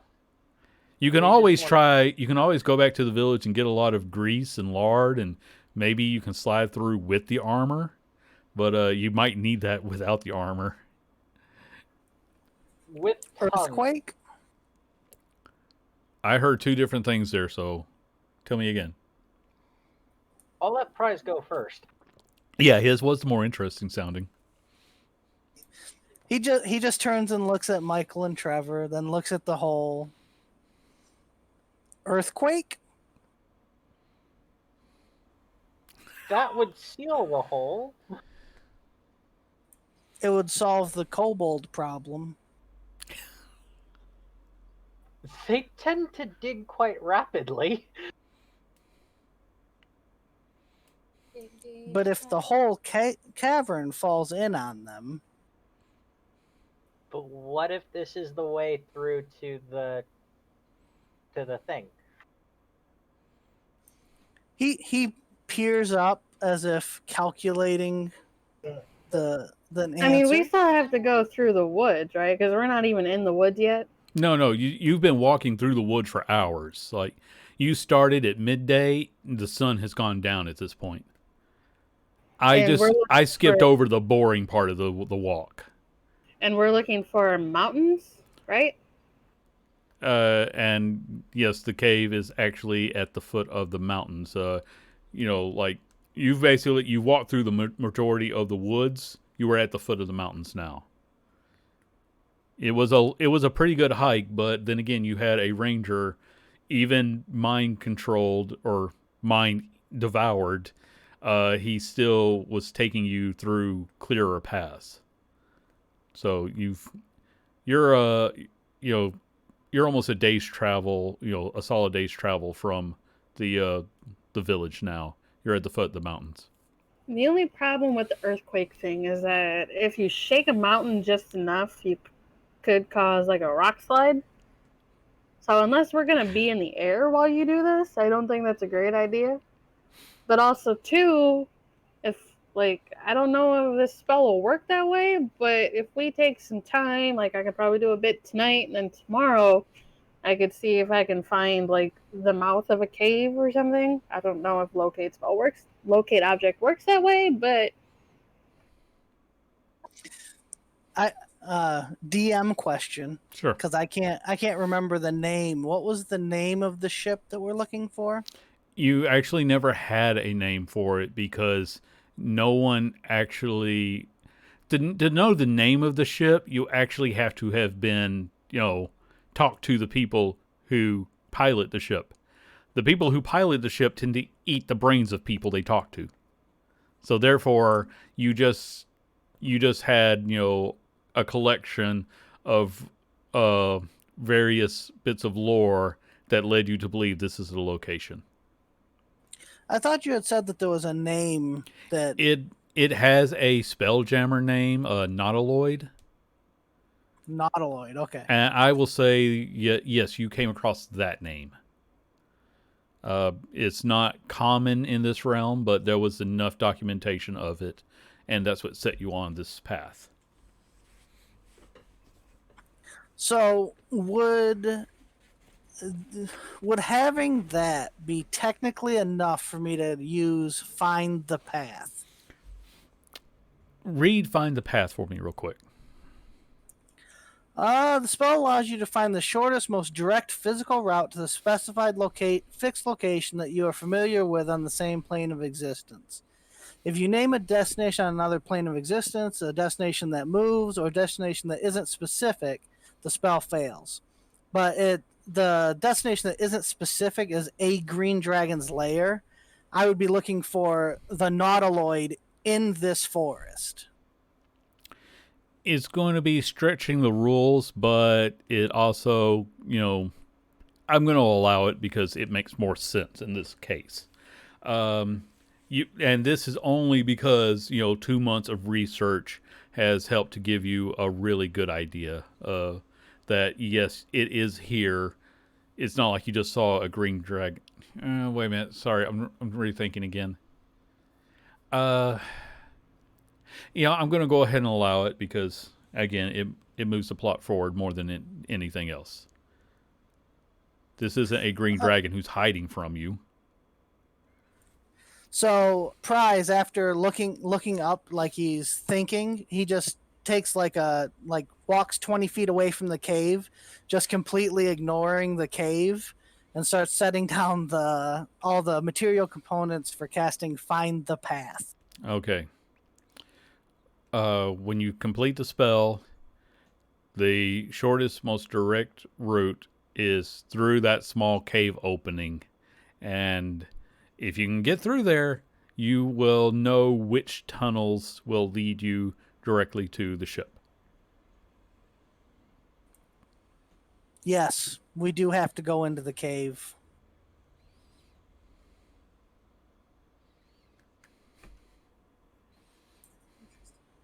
Any thoughts? I call into the cave because tongues is still active, and just yelling, "We have marshmallows!" Is there any way Prize can actually fit through this? Prize is particularly large, isn't he? He's 7 feet tall. Then he would have the most trouble. I mean, like you would literally be squeezing through, and we're talking like your movement down to like 5 feet per round. If anything attacked you in there, you would be almost defenseless. I am also willing to let Trevor and Michael make intelligence checks, just because you guys may not think of something your characters might remember. Okay, let's actually be grateful for a moment that Michael rolled low, because Trevor suddenly remembers you do know of several people who like high explosives, one of them being Bugger. And you have the message spell once per day. Let's hold this thought. I gotta make a phone call.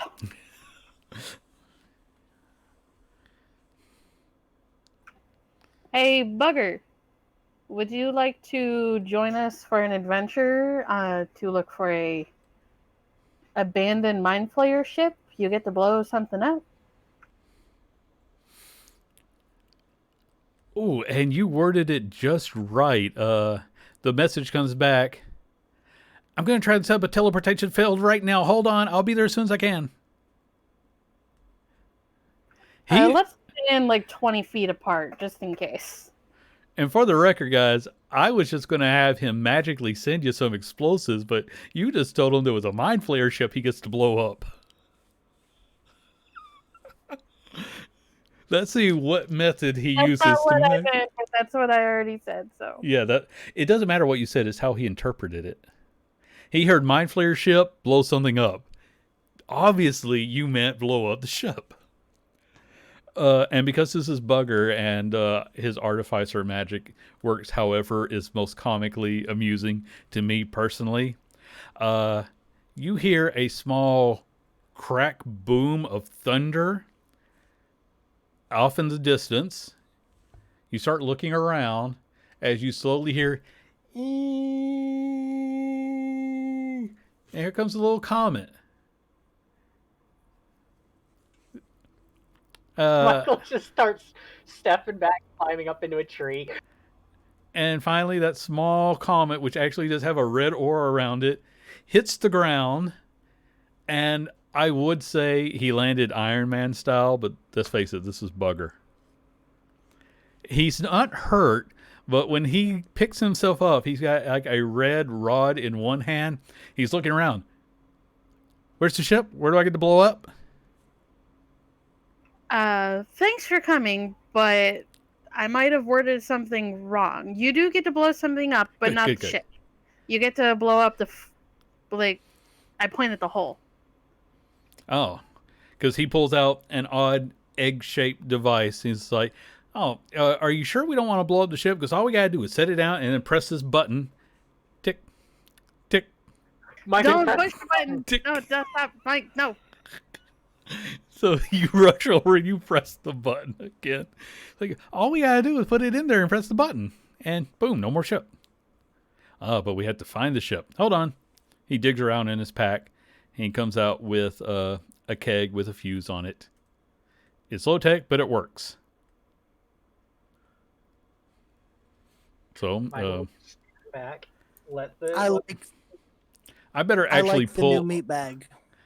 I had better actually pull up his stat sheet because there's a limit to how much craziness he can do, but he came prepared to blow something up. So yeah, he is he can go straight on in there. And okay. Yeah. Okay. I got him set up. So he goes into the hole. It even takes him a second to kind of climb in, and he pulls the barrel with him. A couple minutes later, he does that weird comet thing again and actually bursts out of the hole this time before he lands near you. Takes a little key out of the thing. This is probably the part where everybody make deck saves.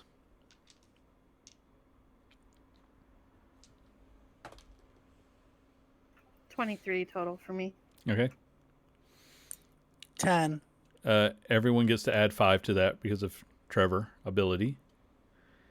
So with that, you'll take 10 points of bludgeoning damage as rock just rains around you. Fortunately, because of the protective aura, Bugger kind of ducks down. Everyone else will only take 5 points of bludgeoning damage. He kind of stands up, dusts himself off. Part where I warn you to watch out for falling rocks. The hole's bigger now.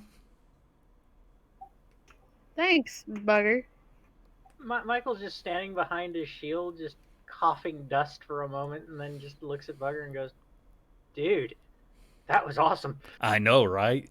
And he pulls out the egg again. Now just wait until we find the ship. We might not need that for the ship, but we probably will need that for something else. All right. He puts it back in the bag. And Bugger can now join you for the rest of this adventure. Bugger, how do you feel about kobolds? Well, I mean, they're not taller than me.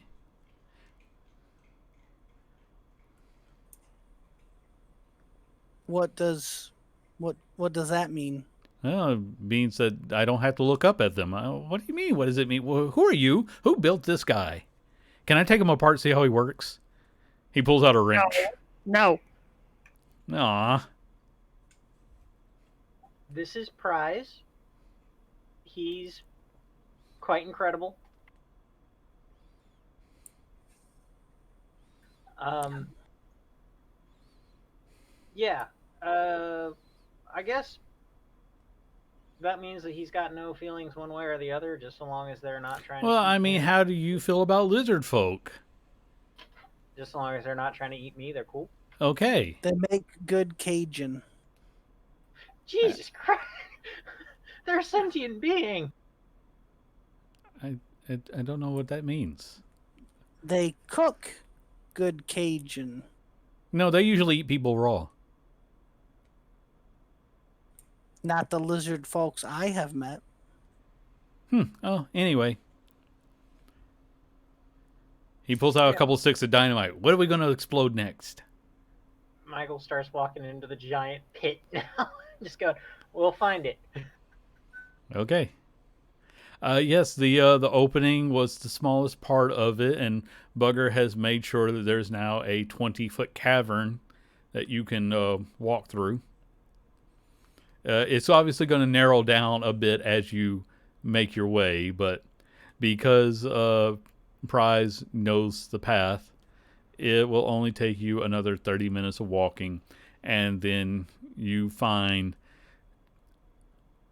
I don't even really know how to describe it. It's not a metal you've ever seen before, but you do see the opening to what you would only be able to describe as the ship you have been looking for.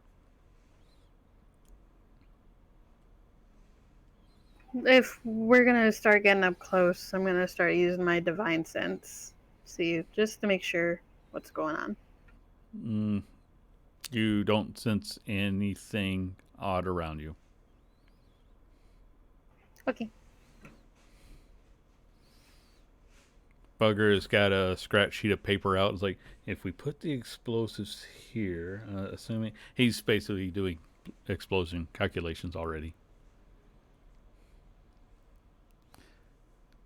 And I should probably point out, this is a guy who his idea of transportation is to put gunpowder under a shield and stand on top of it. So his calculations are more about this is the minimum I'm going to need to get lift. Bugger, Yes. would you like a cupcake? Sure. He will eat that cupcake. I am never out of cupcakes. Meat bag. I like having you two on camera for this. Okay. Yeah, you've found the opening of the ship. So, what does this ship look like? Does it look damaged? For the most part, again, it's like it is covered in rock, so you can't even see the whole thing. You just see the part where a hatch is open, and that has been cleared out. The metal it's even really hard to describe because I would say this is definitely bioorganic, but those are not words your characters know. This is absolutely a combination of inorganic and organic material. If you start to get inside, assuming you still have daylight going, then you will you can actually see not exactly veins, but I can't even think of like what movie to compare it to. I think you probably got an idea of what I'm talking about. If you've ever seen Farscape, that would be a good reference. You can tell that this ship was not built in a traditional sense. It was more grown. Yes. It's just one of those things where your characters can't even really wrap their heads around where something like this comes from. Bugger is already, He's trying to wrap his head around it, and his head's a little weird to start with.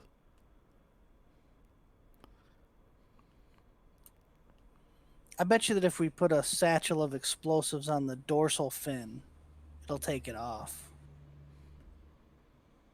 I mean, I don't think we're trying to destroy the boat, ship, whatever. So Bugger said we should blow it up. I didn't say we should. I said we could. Can we? Could. I got it right here. Tick, tick, no, tick, hit it, tick, tick, Bugger. tick. What's the countdown on this thing? Oh, I don't know. I don't remember if it'll reset or not. I think I had it set originally for like 2 minutes, but then Tink took it away for a while, and it took me over a year to find it again. About 10 ticks less than it was before. Oh, he has pressed this button very often.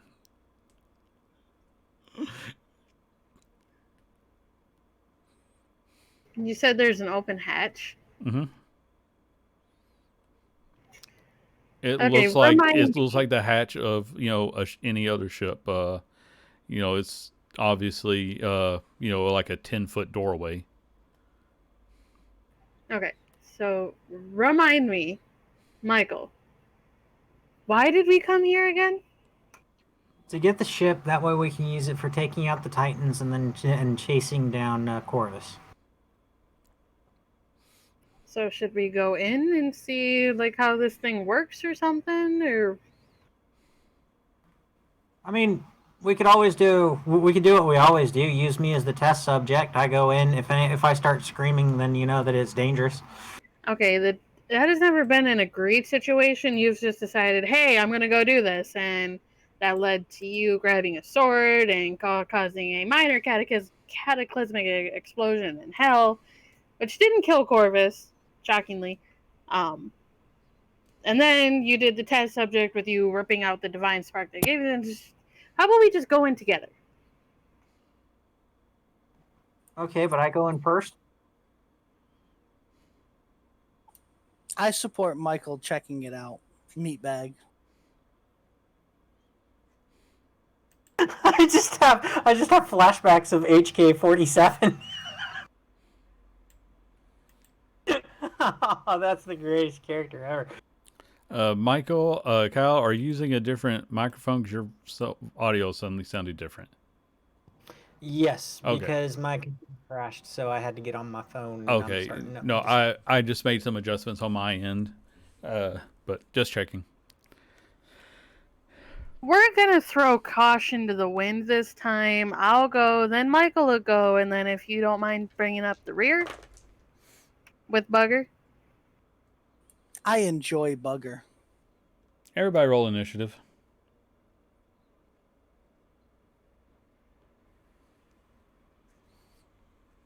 When you stand around having conversations in front of big scary doors, things happen. I have to say I'm very happy with my rolling today. As you should be.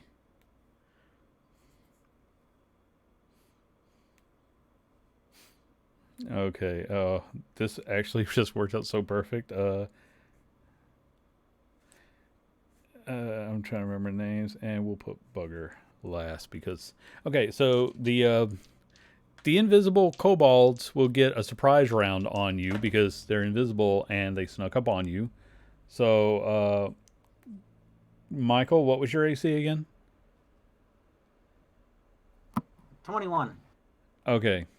So you feel the pings. Oh wait, you feel the pings of warhammers hitting you, but none of them actually break through your armor. Now you may act, Michael. You know they're around you because you can feel them trying to hit you. Yeah, just give me a second. I'm getting the chat back up right now.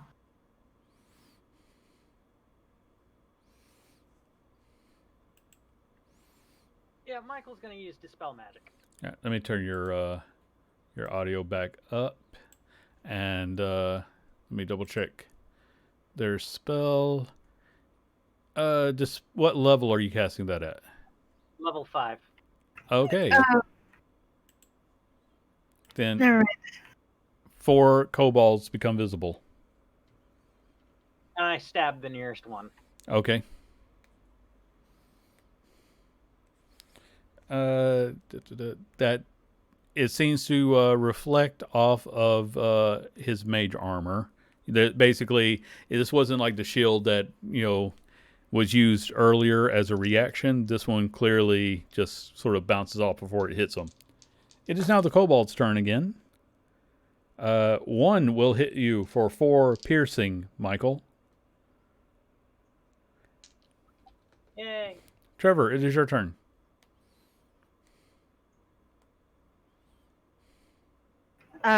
They're all clustered around us. Yes. Particularly, they're surrounding Michael individually. But I imagine you were all within 5 feet just talking. So they are centered on Michael. So if you blow them up, you can take them all. I'll cast Fairy Fire centered on Michael. Okay. Michael, you need to make a dex save, I believe it is. And what is your spell DC? 18. Okay. I'm going to guess no. One of them will make it. 3 are covered in fire, in that glowing fire. You will have advantage on 3 of them. Prize, it is your turn. First step, I'm going to cast Warding Bond on Michael and step directly behind him. That'll increase his armor class by 1, and he'll get a +1 on saving throws and resistance to all damage. Okay. Then I will use my ability to turn enchantment spells into bonus actions to cast Bless on everybody.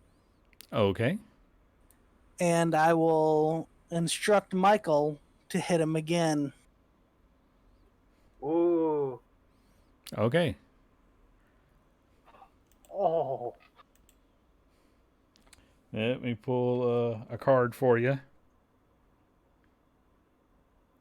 Okay, you managed to stab him through his main arm. The one holding the pick. He will have disadvantage on his next attack. And yeah, that's a pretty good hit.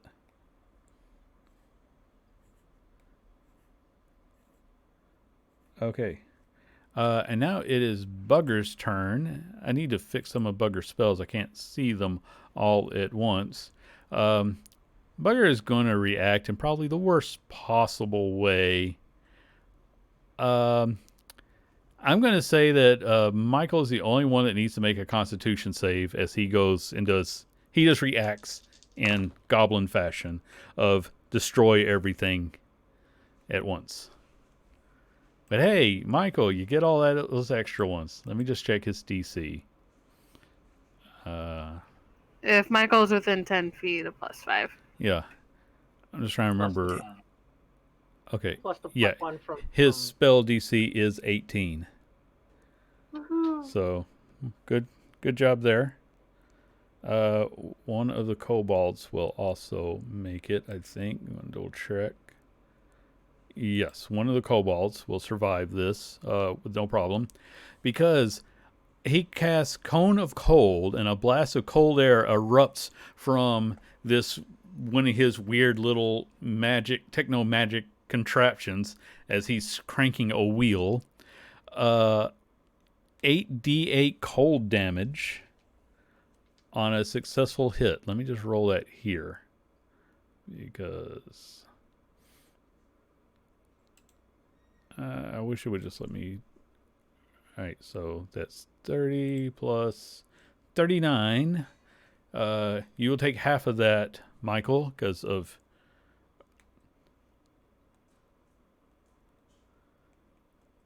does what work on resistance. from Oh yes, Prize's you gain resistance to all. So take the half for surviving, and then half that again. Let me just do this. Okay, so he severely injures all of the kobolds, but they don't quite go down. So that works out. I take 10 and Michael takes 10.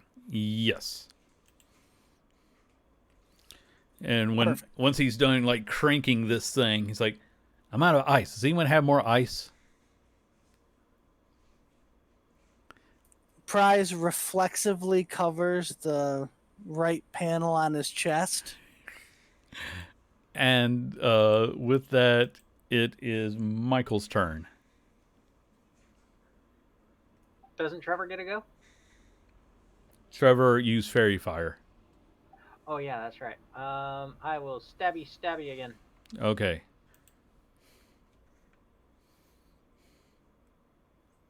Pushed it. Okay. Yep. That you killed the first one you stabbed, and you severely injure another. Yeah. And then I'll cast Bardic Inspiration on Trevor. Okay. There was 3 kobolds left. They're just going to keep wailing on. They're going to miss Michael. So Trevor, it is your turn. We're going to say that the dead one was the one who didn't have fairy fire on him because Michael wasn't rolling, or I wasn't counting it at advantage. So the other 3 all have fairy fire on them. Alright, I'm going to bonus action, light up my sword, and take 2 swings at 2. Okay. Well, a swing at 2 of them. Yes.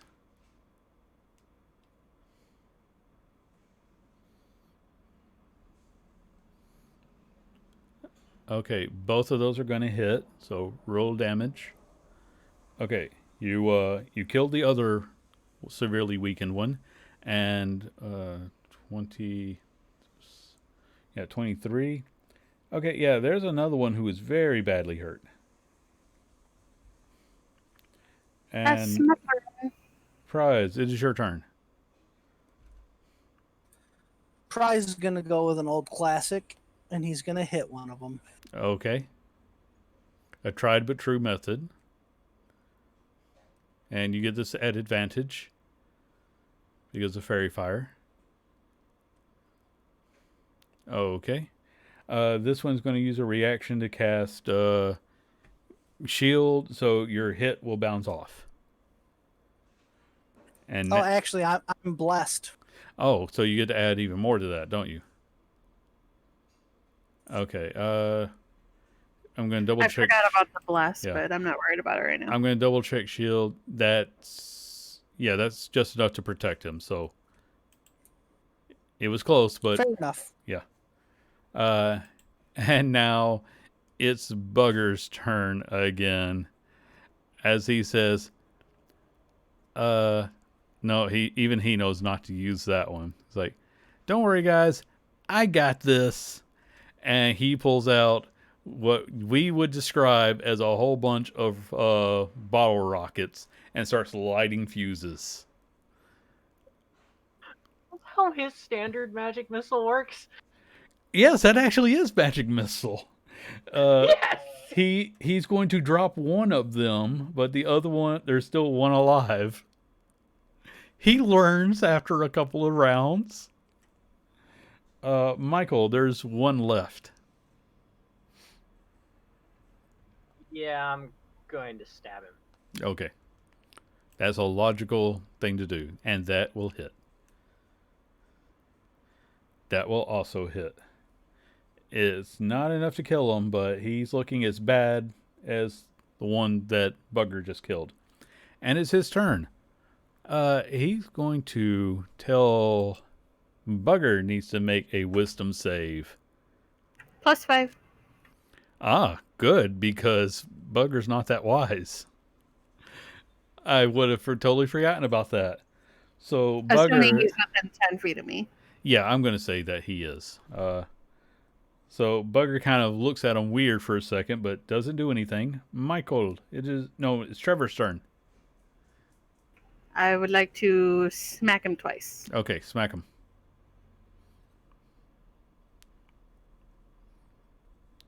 Okay. Yep, that's going to do it. He's going to be dead. I want to roll damage anyway. I know, but you want to get? Do you want to tell us how you killed this one lone kobold? Do you want to help? No, it doesn't have to be anything special. I just want to slice him in half and call it a night. Yeah, you just drop the sword on him and he falls into pieces, and then you stab the pieces to be sure. And then Bugger standing there's like, guys, kobolds aren't supposed to have telepathy. That's weird. That's weird. You know that, right? Yes. I kind of think that they're like, a special type of kobold, but There are no brain kobolds. This is not a thing. This is weird. Why are you guys acting like this isn't weird? Oh, it's completely weird. It's just we're used to weird. we've been to hell. Literally. You guys are weird. Yep. Let's blow up the ship. And he walks forward, digging out through his bag for various bombs. We're not blowing up the ship yet. He's already setting bomb charges. Bugger. No. There are 4 grenade charges set out. Michael just looks at Bugger and goes, "What if it's got big cannons that need to be fired?" We must save the cannons. And then he runs off into the ship. No. I need a leash for both of you. And I follow him. You can easily keep pace with Bugger. How hurt is everybody? I mean, we haven't rested, so. Yeah, I was honestly wondering when you guys were going to think of that. I mean, it's just been How brain hurt? kobolds. How hurt are you, Michael? I'm good. Am I the only one that's been hurt? No, I've been hurt. I'm just good. It's like 'tis but flesh wounds, man. Excellent. So I walk into the ship. Okay.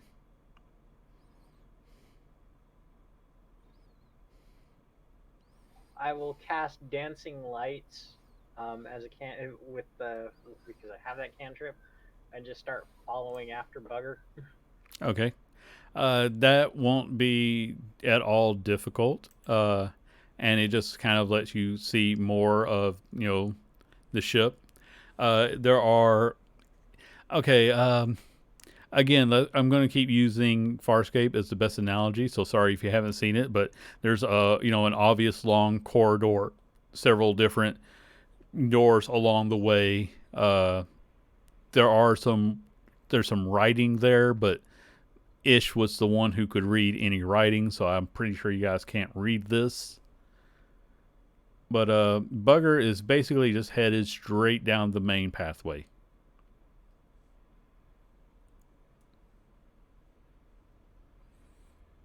Michael's just hurrying after him, looking around, going, "This is just...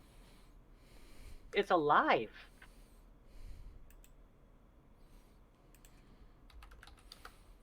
In fact, make a perception check for me, please. Everybody? Yeah, I mean, anybody wants to. This isn't huge. This is just to see. Michael is clearly having too much fun. But Prize, you can just faintly hear, it's very low and very slow, but there's a slight thrum, almost like a heartbeat. But not a healthy heartbeat. This is definitely, whatever it is, it's like... Do you guys hear that? If we stop and listen, do we? Now that he's sort of telling you, you can lean your ear against it, and yeah, you can kind of notice it.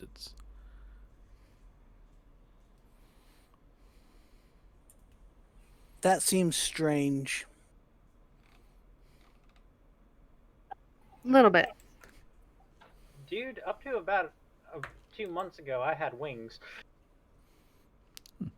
Bugger is just rolled a natural 20 to basically navigate the ship. He seems to be he's picked a direction. he's going there. So unless somebody's going to do something to stop him. I'm just gonna follow closely behind him, just keeping an eye out, making sure Okay. he doesn't step on anything. He starts to go he finds some stairs that seem to be going down, and he starts to head down a couple levels. And he's like, Michael, "This should be where the power source is, based on logic." And he's saying this like this is something everyone should understand, because he's actually very smart. He's just not wise. And no offense, he's just a lot smarter than you guys. He just does stupid stuff with it. Bugger, Yeah. do you think that you could get this ship to run? Oh, good Lord, no. I mean, it's saying I don't even know how it works, but I'm looking forward to studying the pieces after we blow it up. We're not gonna blow it up. He kind of holds up a hand. It's like, oh no, we're definitely blowing this thing up. I don't care if you're on it or not. We're blowing this thing up because that's going to be fun. Okay, that's a good point. Bugger, who are you talking to? Oh, I'm talking to the voice. What voice? And now you hear it. You will become part of the hive. Yeah, I don't do well in groups bigger than 5, dude. wait. So one of you is still alive?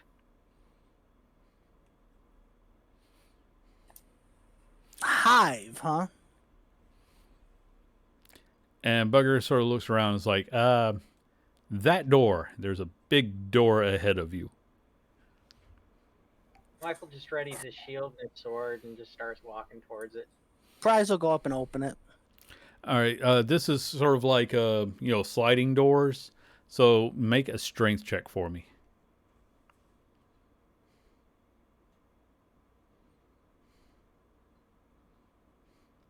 Okay, yeah, you get your fingers in there and you start to open it up, and you're with a 17, you're gonna actually have to hold it, but before you is in there's a pool.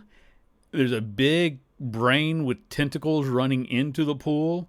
Some of them, there's a couple that look slightly different that are running from the brain into the pool, and you recognize one of these as being a cable that is part of the ship. At this point, you've seen enough to understand what its components look like. But this big brain is, just sort of floating there. And I need nope. It doesn't do anything yet.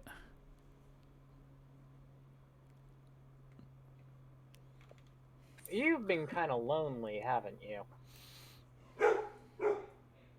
Now roll initiative.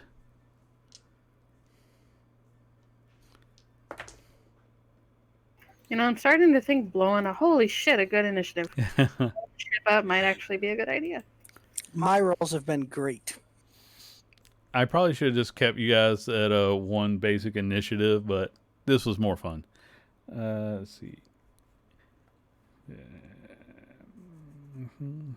Hey, you beat out Bugger. He rolled a 7. No, actually, wait a minute. Sorry, Bugger has dexterity, so he gets to act before you. Trevor, it is your turn.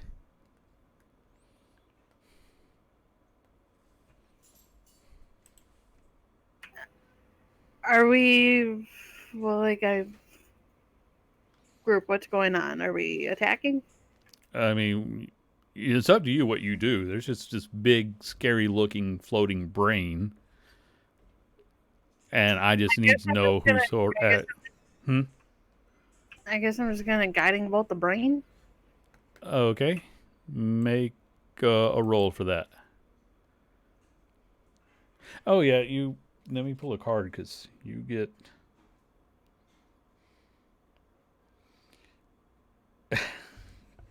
This was actually a great one.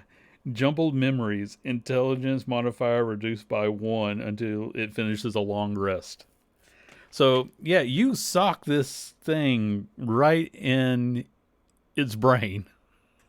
That's only amazing. that was only a level 1 guiding bolt. By I the know, way. but still, it hit at a freaking 27. Let me see. Remind myself how much health this thing has. Okay. Okay, yeah. It didn't like that one bit.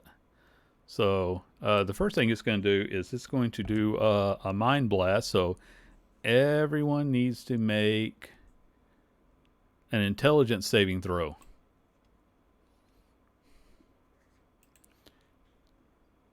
$21. 17. All right. Oh, forgot to do one for Bugger. Okay. And prize.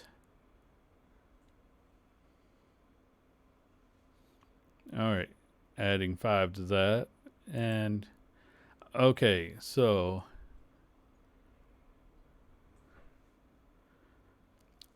anyone who got above an 18 is fine. Everyone who got below 18 takes 32 psychic damage and is stunned for 1 minute and can repeat your save on at the end of your turn. So Michael is not affected by this and can act. Nice. Okay. For the sake of saying this room is about 30 feet wide, 10 feet tall.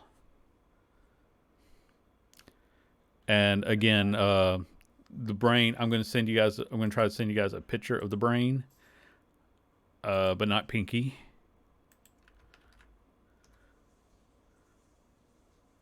That is roughly what it looks like, only it has an additional combination of cables that are like twisted that look more like the ship, and they're just, it's obvious they're different than the brain. But that's what's in front of you. That is a sweet image. Thank you for that. You are welcome. Nothing like I want to do more than add a little bit of Eldritch Horror to our game. That's why I'm looking forward to Icerindel. Michael runs up to this thing and casts Thunderwave. Okay. Sick. That's a deck save. Con save, actually. Con save. Okay. That might be better for him. Yeah, that was definitely better for him. Okay. So, yeah, he didn't quite make it, but he came close. He's going to take full damage. That's pretty good damage. And now that you're in here, how close do you have to get for that, Michael? It's a 15-foot cube.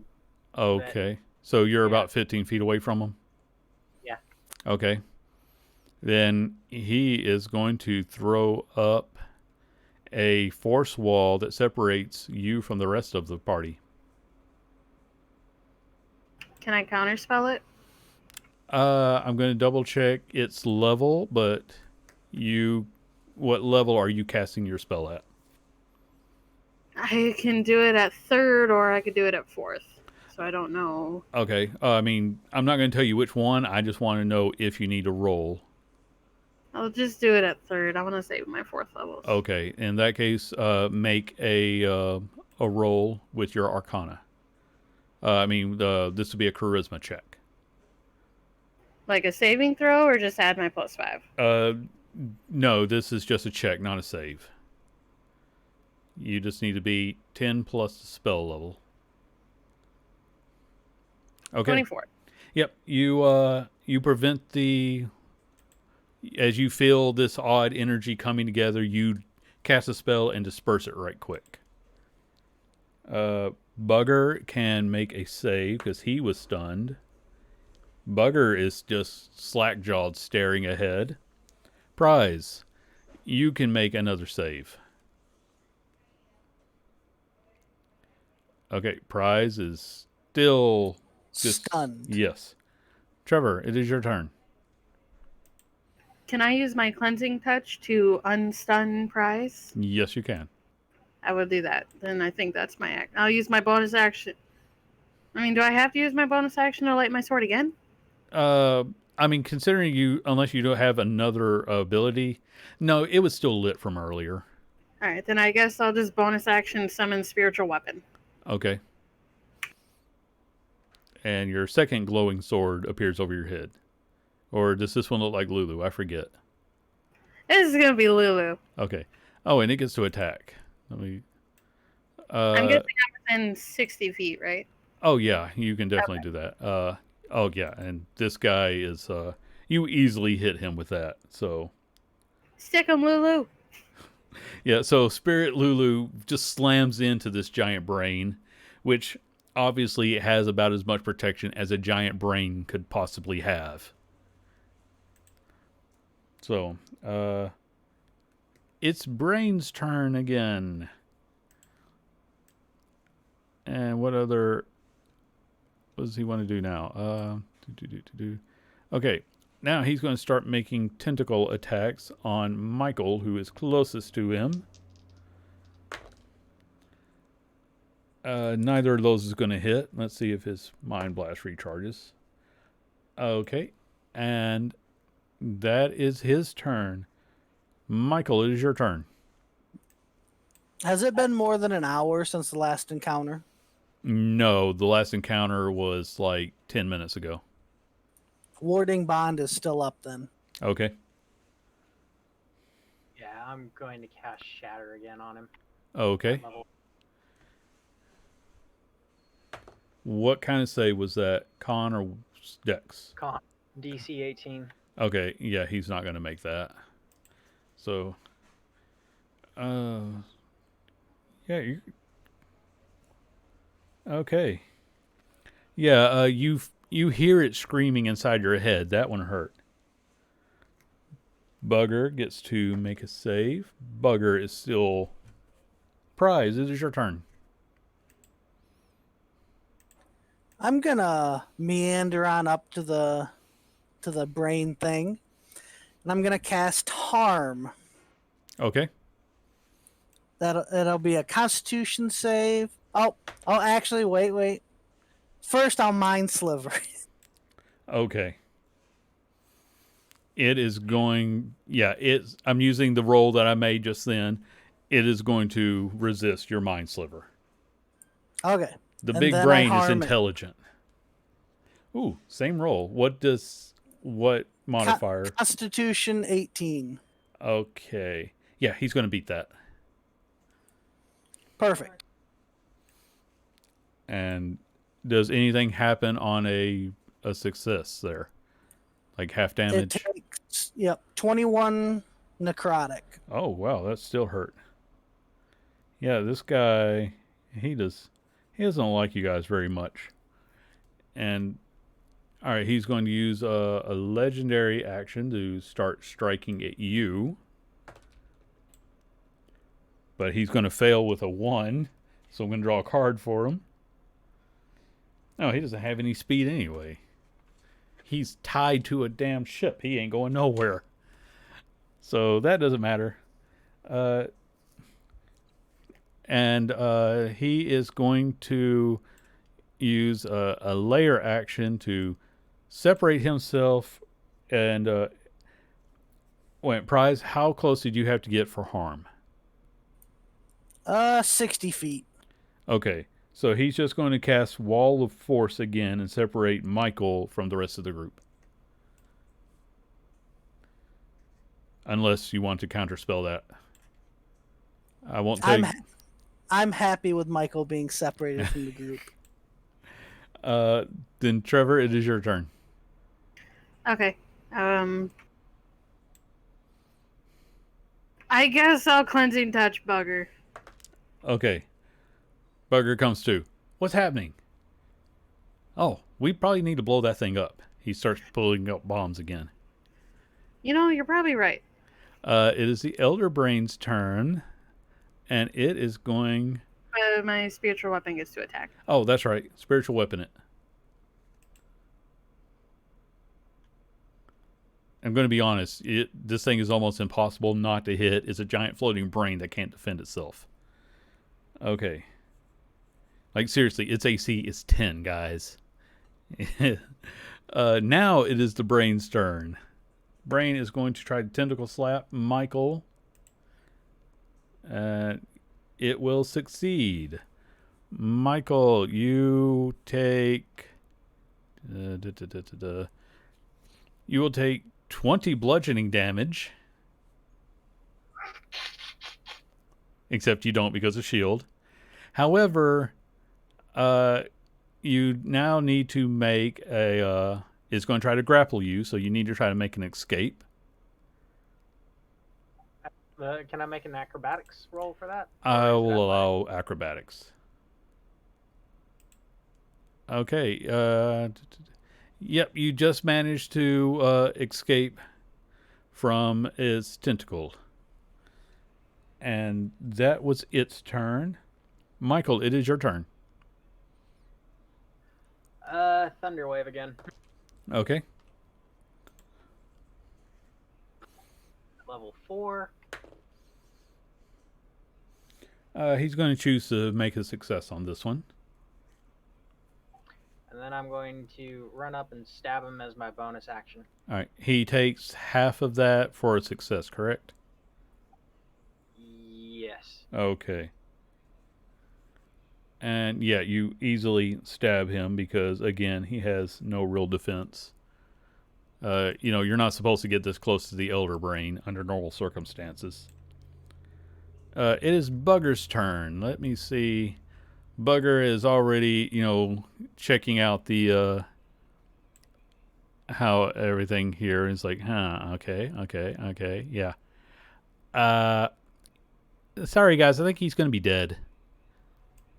I'll start working on blowing up the ship.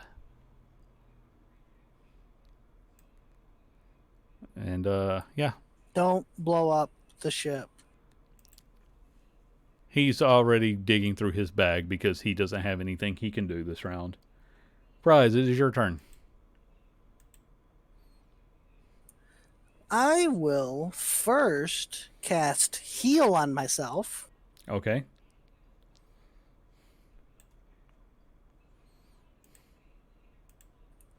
Then I am going to walk up to wherever the wall of force is, Mm-hmm. and I'm going to wait. Okay. Trevor, it is your turn.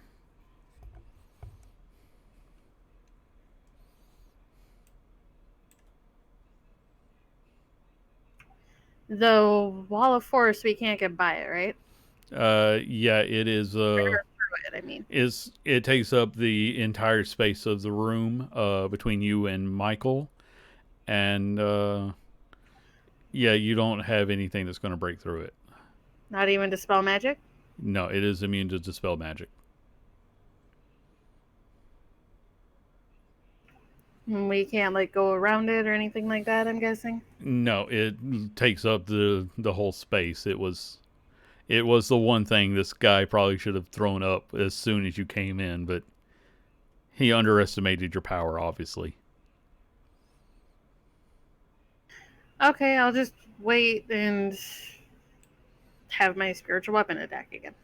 Okay. Eventually, this guy has to fail his concentration save on this thing. Oh yeah, he was supposed to make one after Michael's attack. Yeah, he's going to choose to make that save though. So that makes it the Elder Brain's turn again. He took 13 points damage. Oh, right, because Lulu was already in there. So that definitely works. And I'll make him do another save. Yeah, he's going to make that one naturally. So now he's going to attempt to grapple Michael again. But his tentacles won't find purchase. So he does get legendary actions. I'm trying to... I know I've been missing something here. Nope, that only works if under certain circumstances. So, in that case, he makes a tentacle swipe at Michael that fails. Michael, it is your turn. I am going to stab him. Okay. Actually, I'll cast Thunderwave one more time on him against him. Okay. He is going to use his last legendary resist to avoid that.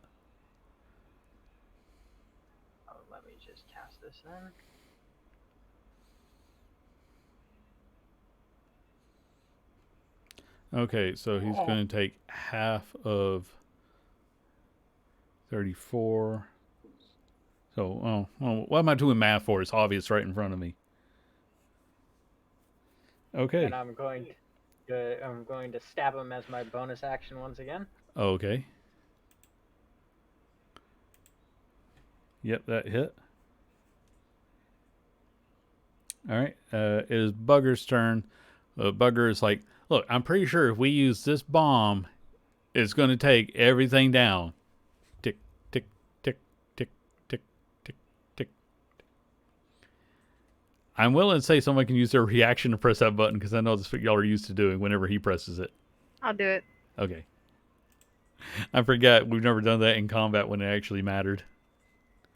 Prize, it is your turn.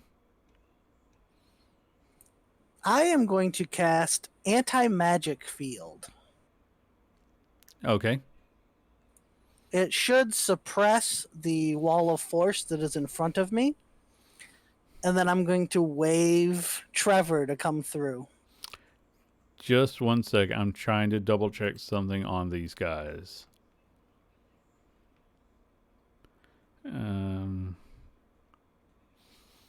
Is there any sort of save for anti-magic field? Nope, it is an 8th level spell. It pretty much trumps everything but 9th. Okay.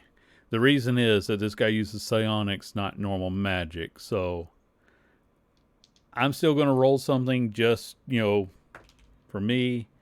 But it is not going to be nearly successful. Yes, you disrupt Wall of Force. Excellent. Prize didn't know that. I knew that, but... Yes. Thank you for playing it properly.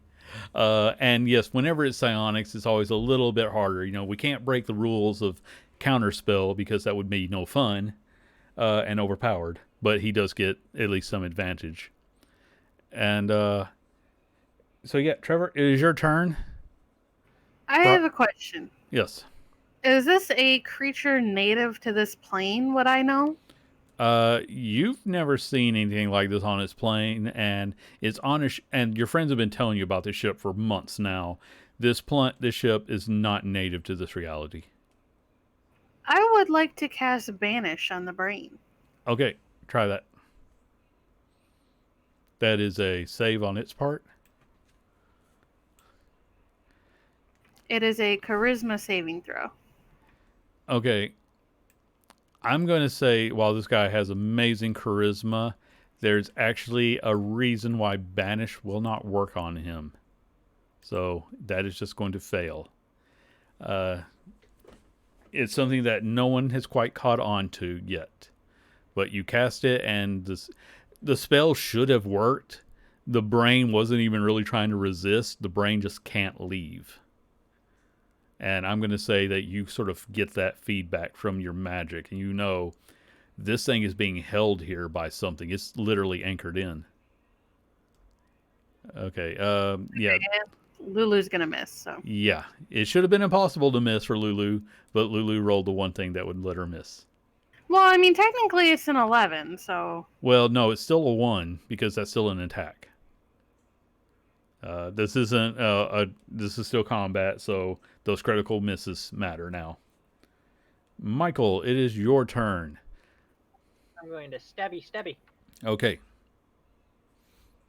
I step forward through the wall, by the way. Oh yeah, that was down. Michael, your first hit was more than enough. So it's dead? Yeah, how do you want to kill it? I just kind of stab into the frontal lobe and go, you're lobotomized, and twist, carving out the frontal section. All right. You feel, and I'm going to say everyone gets this as this death throws like a psychic pulse, and you almost get the history of this thing. How in a battle against a numerically superior foe, it was forced into this plane. The ship damaged badly. How it crashed in. All of its crew was dead. It was only this ship and the navigator left. the hive mind, in an attempt to save itself, took the only things that it could find. It dominated these kobolds, and over 1,000 years, it had basically removed all sense of self from them, and they just became drones. And it used them to try to feed and repair the ship. And it wanted to leave so many times, but it couldn't separate itself from the ship through that cable that bound it to this plane. But now it is dead. You are free to examine the ship. The ship still alive? As far as you can tell, the brain wasn't the ship. It was connected to the ship, but from the pulse, you can tell that it was a separate being from the ship itself. It was just that it was hardwired in, and unless you severed that cable, it couldn't leave.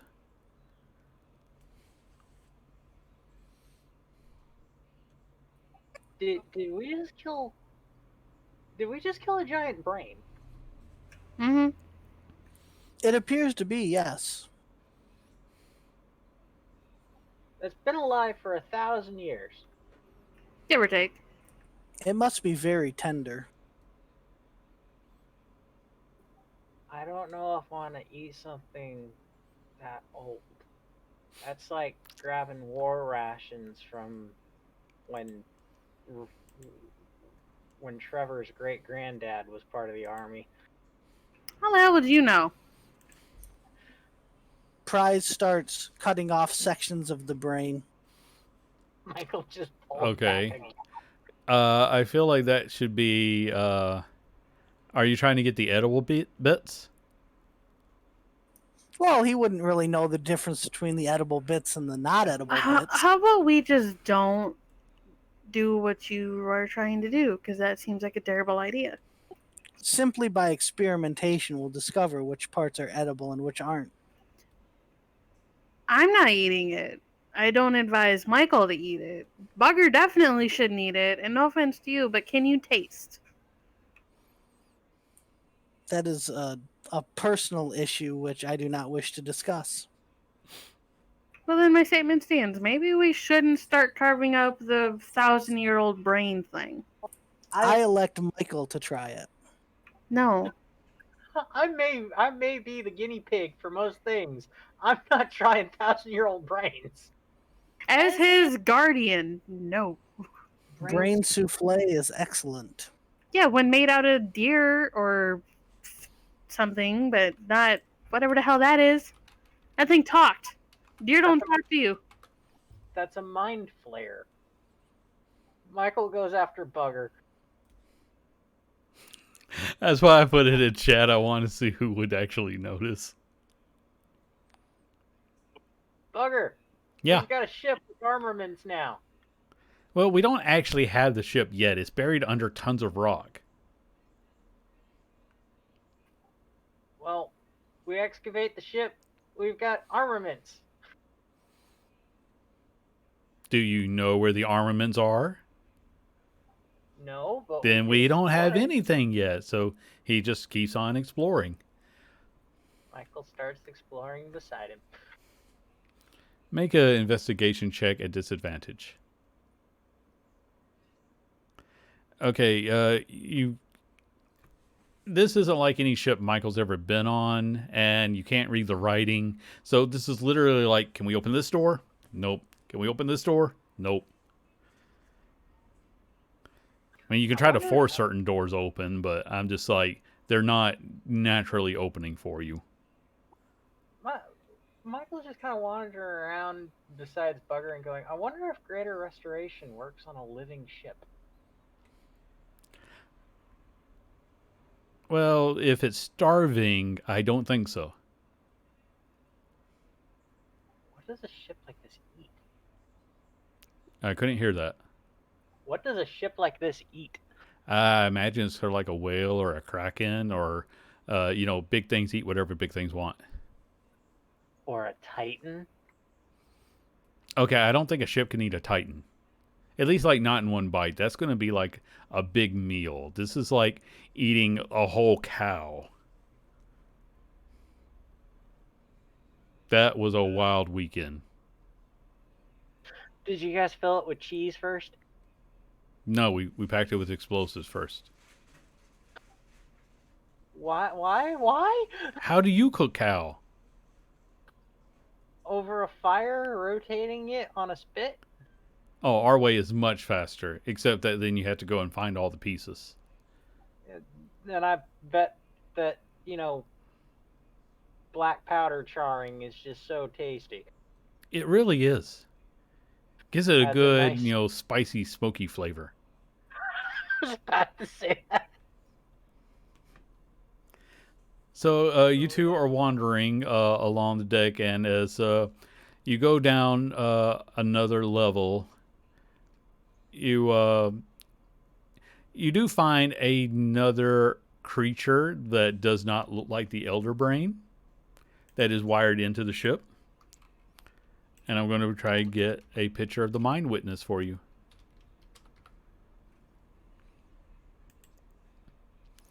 You basically see this guy. He is wired into the ship. His eye kind of slowly opens and looks at you and then closes again. Hi. It doesn't have ears. It doesn't have a mouth. It can't hear you.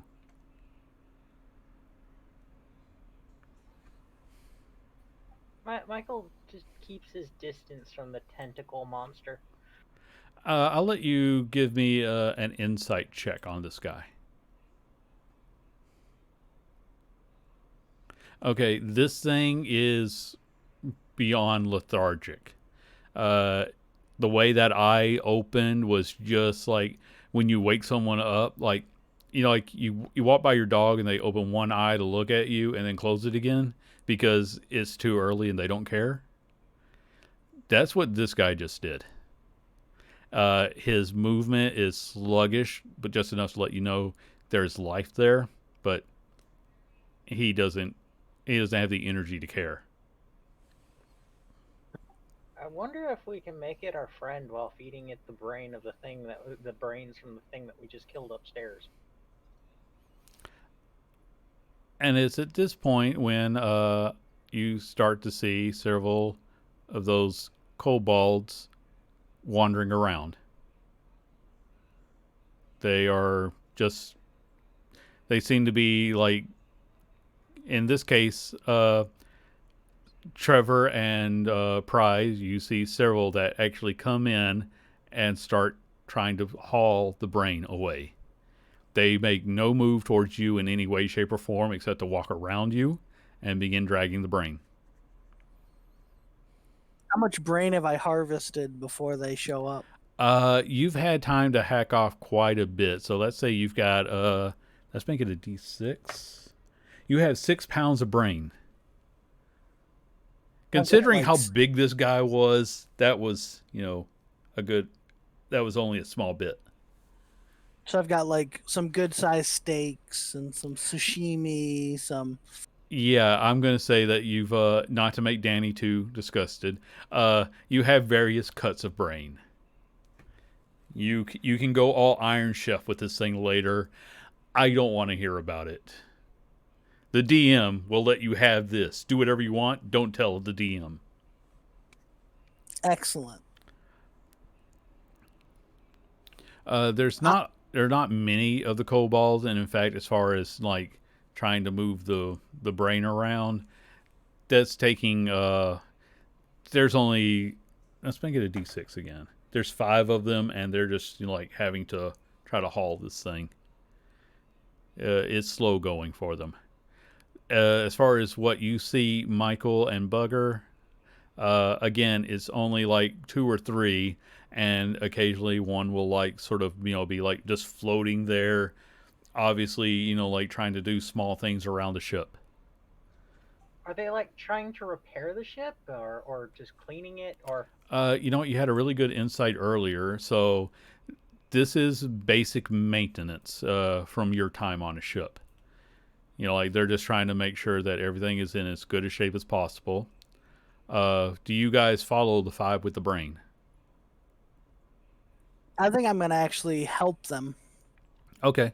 Again, they don't seem to know, or there's no reaction from them, but they start to bring it down lower and lower until one will eventually sort of like slide a hatch, and they just push the brain into the hatch, and you hear it fall to the ground below. And then they close the hatch, and then they walk off again.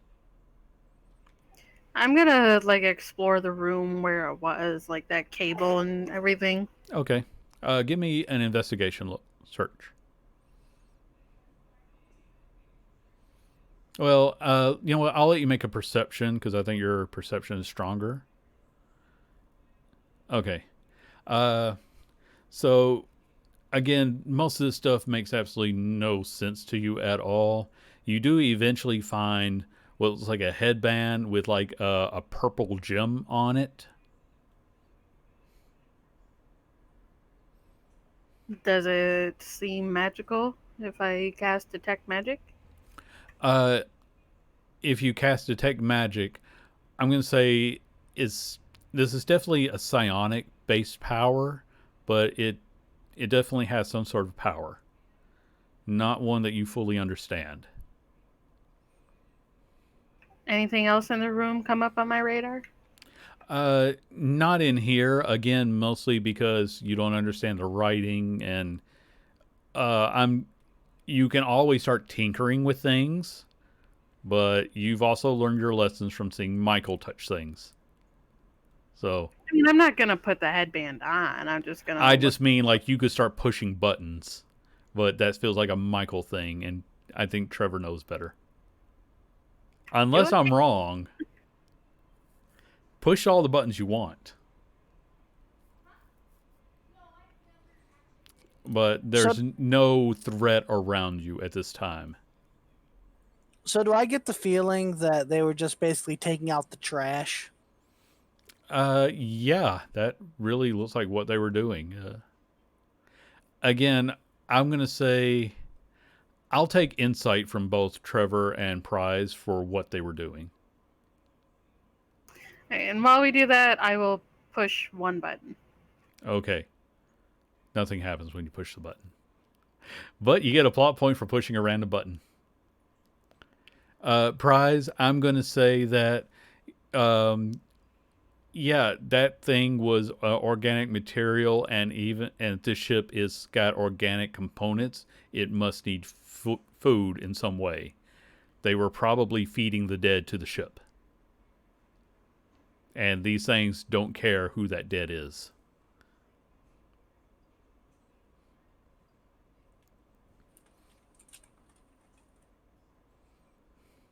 So Prize doesn't know anything about spelljammers. Is there anything that I might be able to just pull out of my hat to understand this ship, since I am a construct myself? I'll say, let's just make an intelligence check.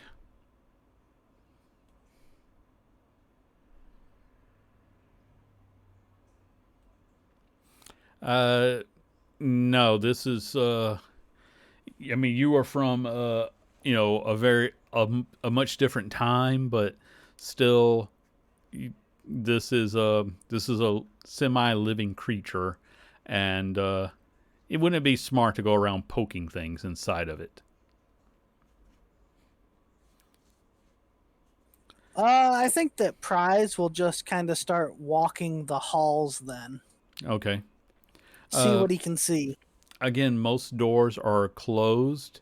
You do eventually see what appears to have been jail cells, and there are skeletons. Actually, no, there wouldn't be any skeletons inside. They would have been fed to the ship. You find just cast off debris, broken components that weren't fixed or couldn't be fixed. It's It's mostly empty and eerily desolate. Michael's going to cast comprehend languages on himself. Okay. I'm going to start reading the panels. All right. Yeah, you. Let's see. I'm trying to think because I knew I was gonna have to do this with Ish, but I don't have a whole lot. Like pre-planned. So basically, it's like you can read the words, but even having been on a ship, that doesn't mean all the words necessarily make sense to you. Like, for example, you know what an engineer still exists, but that doesn't really mean you know what an engineer room is. An engine room is like, is that where they keep the? Oh, that's probably where they keep the siege engines, like the trebuchets and the cannons and things like that. War engines. If you say that to Bugger, um, the when you look around, you do see that there is sort of a panel next to this mind witness. Not that you really even know that's what his name is, but for clarity's sake, it just says navigator. And I mean, you continue to see, like every room has some kind of label. You understand like what quarters mean. There's basically a kitchen, cafeteria, galley, whatever term. So you can start finding your way around. I'll tell Bugger where the engine room is and just go, could you take a stock in there, see what kind of weapons are inside of it? Okay, he's immediately starts trying to open this door. It is not coming open, so he's going to start looking for charges to put on it. Don't blow it up. Well, I have to get through to it somehow. Let me try and force it open. Well, that's what I'm going to do. Yeah, but if you start blowing things up and there's explosives on the other side of that, what happens? We get a much more impressive explosion. In fact, you're right. I should use a little more. No, bad Bugger, bad. Hey, you are not Tink. You do not tell me what to do. I will bop your snoot. Bring it. My money's on Bugger. I just move to the door and start forcing it open. With that roll, you do open it up, and he runs inside. What's in there?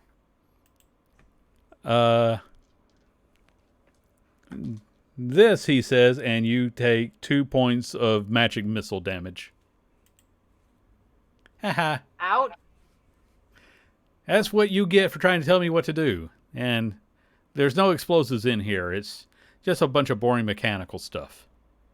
But he's going to start investigating. Lulu disapproves. What does Lulu whisper? Lulu disapproves. Oh, yes. Her disapproving face. Yes, that's absolutely a disapproving face of Lulu.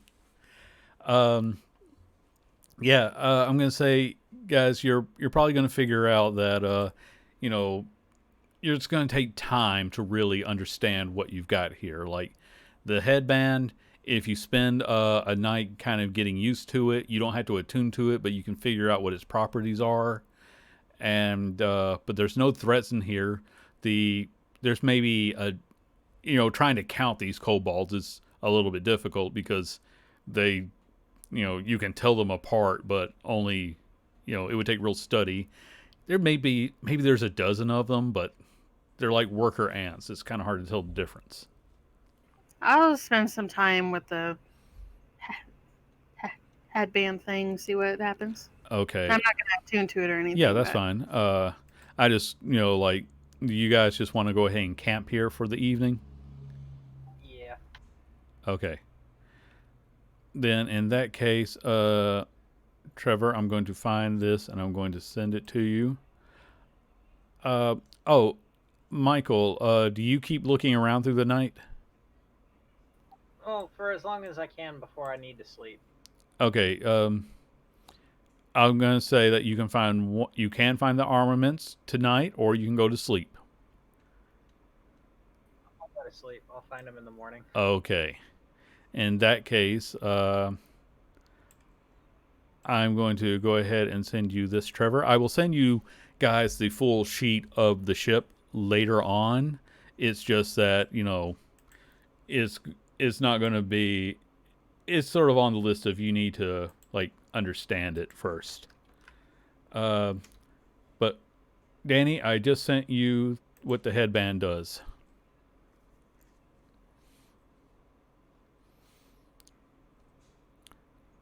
And while she's reading that, again, if you guys watch every now and then, you see the kobolds. They do eventually kind of like have some food themselves.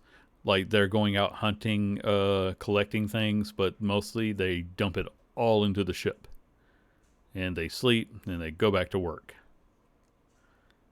These guys, they are they're mindless drones.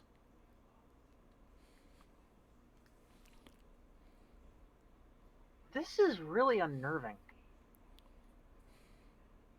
So, in the morning, I'm assuming we're coming to the morning. Mm-hmm. I'll be like, hey, I found this helm thingy last night. Basically, it lets you bond with the ship. Um, Bugger's going to try to grab it out of your hand. I'm gonna hold it above me. Make a dex at advantage, and he'll make his at disadvantage. Okay. I just want to double check. Yeah, he uses his he can jump higher than you think. He grabs it and he sticks it on his head. I mean, technically. Wait, I rolled a save. Want me to re-roll? No, that's fine. Okay. Because he just barely beat you out, so it's fine. Bugger. You can always try and snatch it back before anything happens. Yeah, that's probably a good idea. Okay, make that check, but this time it's straight. Okay, he's able to barely dodge you. I promise he's only beating you by like one, as suddenly his eyes flash. Bugger, this isn't a toy. Oh. His eyes are just darting back and forth like, really? Wow. Okay. Okay. All right. Yeah, yeah. No, I'm fine. I'm keeping up. This thing is the ultimate toy. So, Bugger, you want to hang with us and learn about captaining it? Oh I no, bet. I can't be the captain and the pilot at the same time. That's not how this works. Oh, wait, you're essentially the pilot of this thing? Well, yeah, as long as I'm wearing this, I'm the pilot. Oh, hold on a second. And suddenly a pulse comes out of him, and you are all telepathically connected.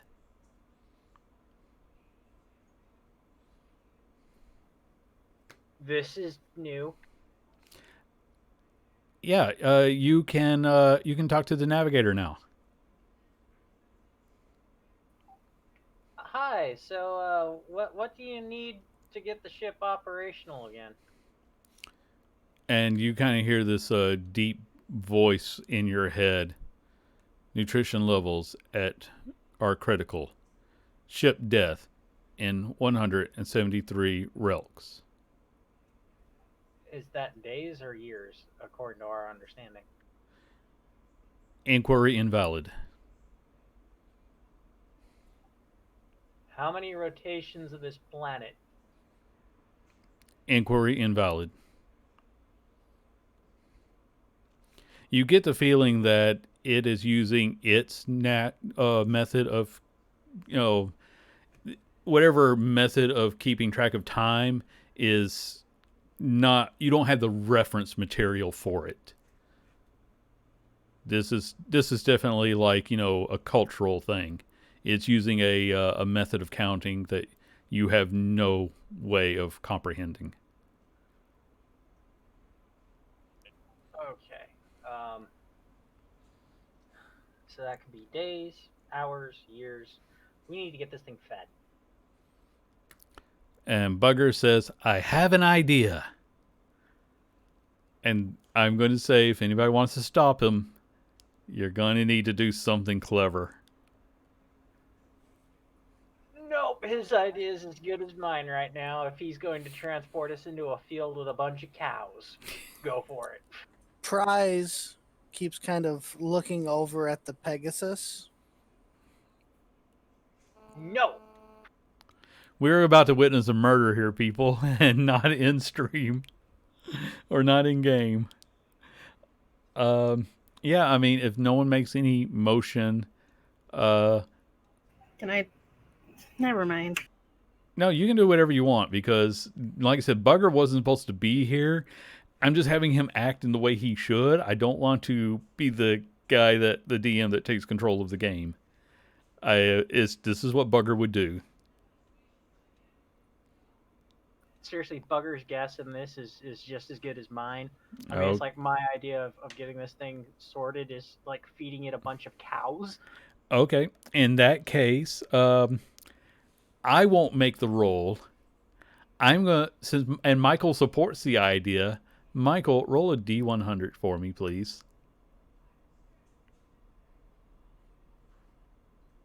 Come on, low. Come on, low. Okay. Suddenly, the ship lurches. Everyone needs to make a dexterity save.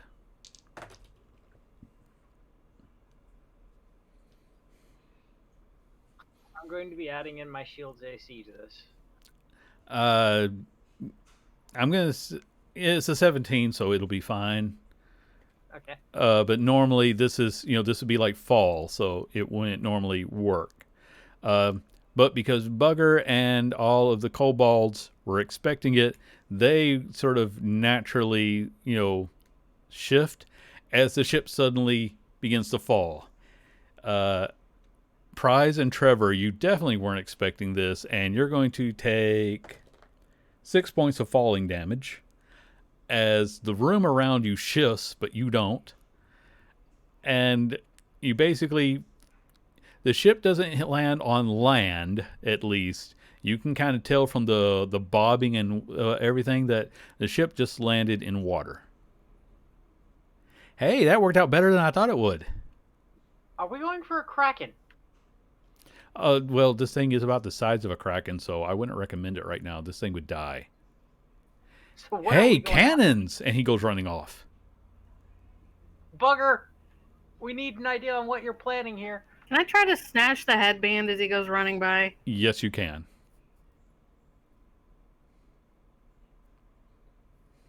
What am I rolling? This is just a dexterity check. Sleight of hand if that helps.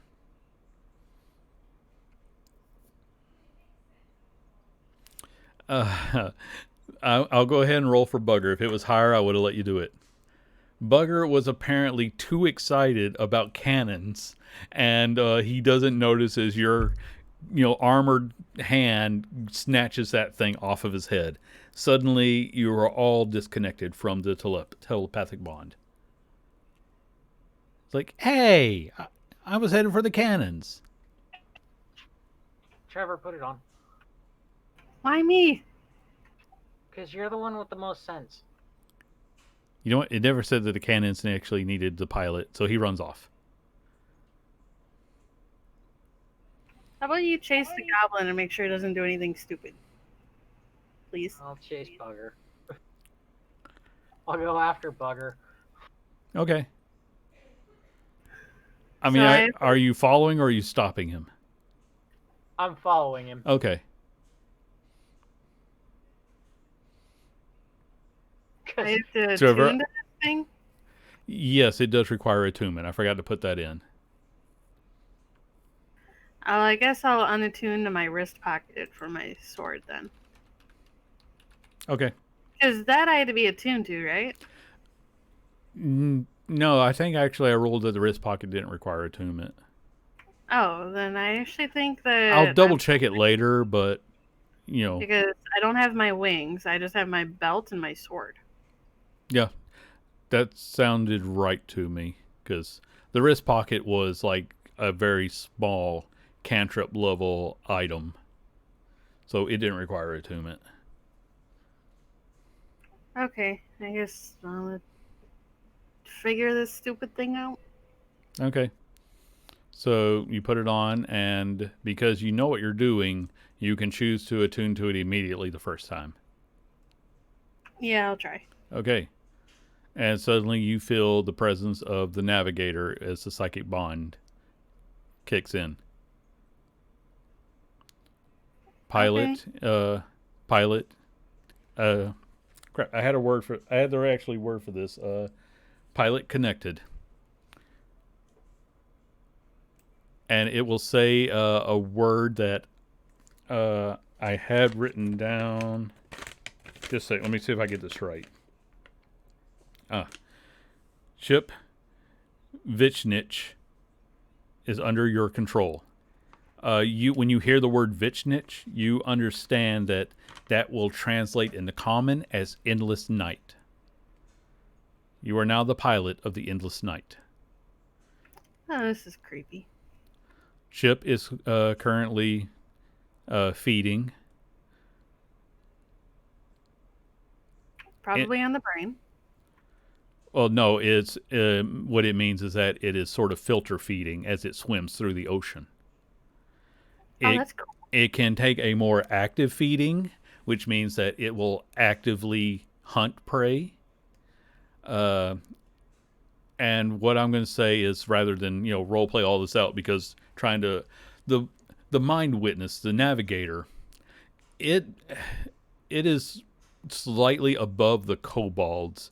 It has some personality, but not much. It is a subordinate.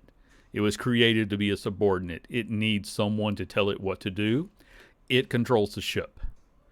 Um, sort of like I said when I gave you the pilot's helm. You can say, okay, everyone on this board is the crew and has access to whatever, and you can also lock people out of things. While you're considered the pilot, not the captain, because the captain doesn't need to be bothered with the actual communication with the navigator. So it's always assumed that whoever the pilot is answering to whoever's actually in charge.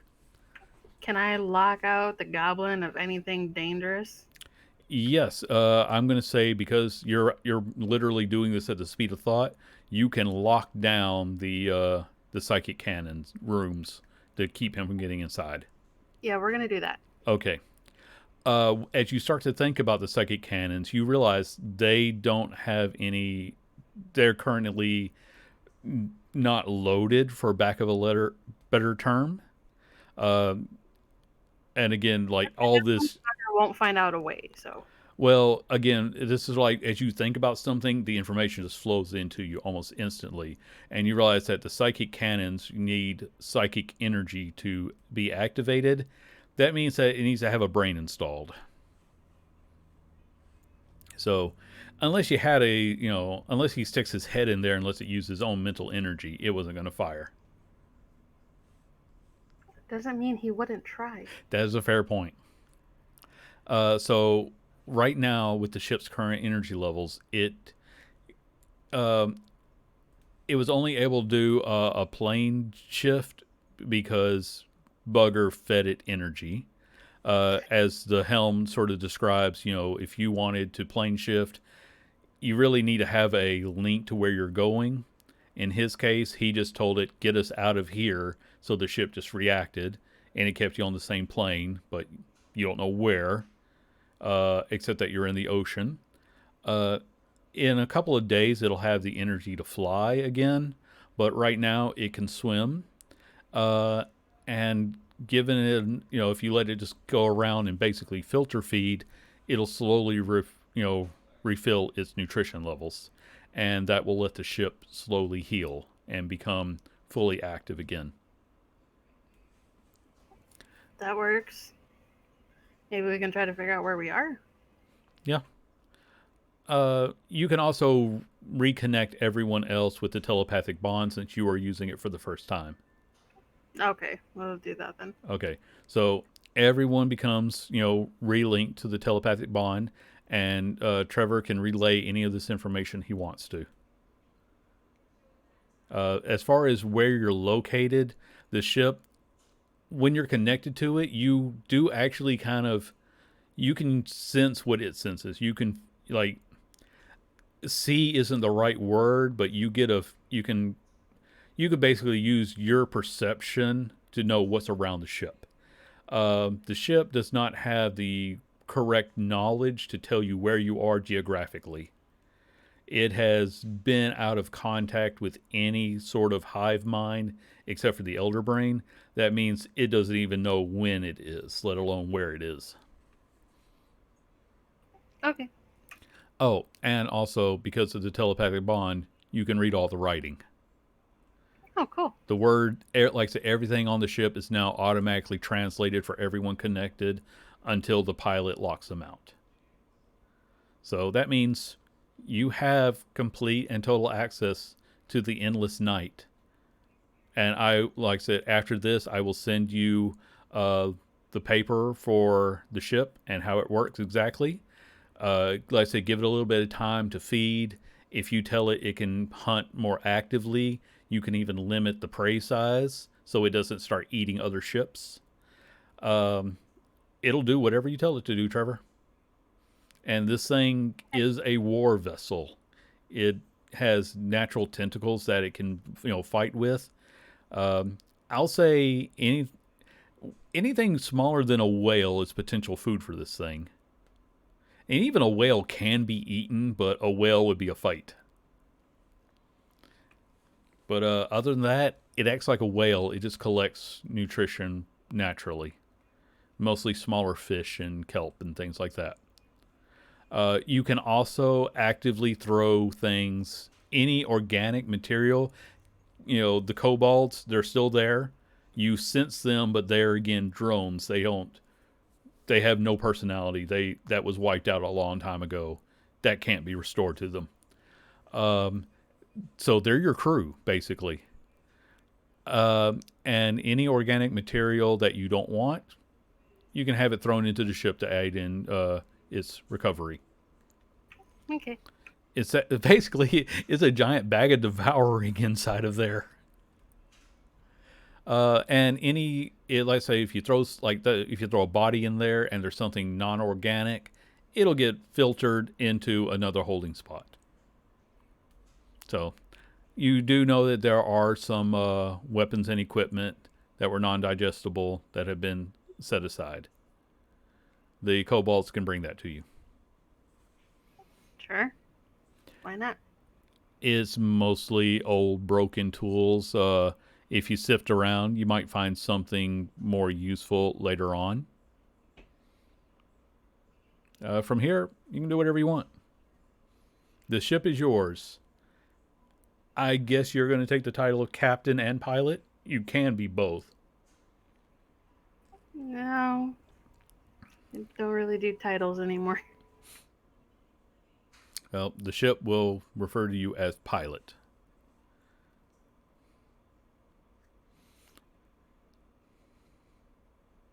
So, what do we do now?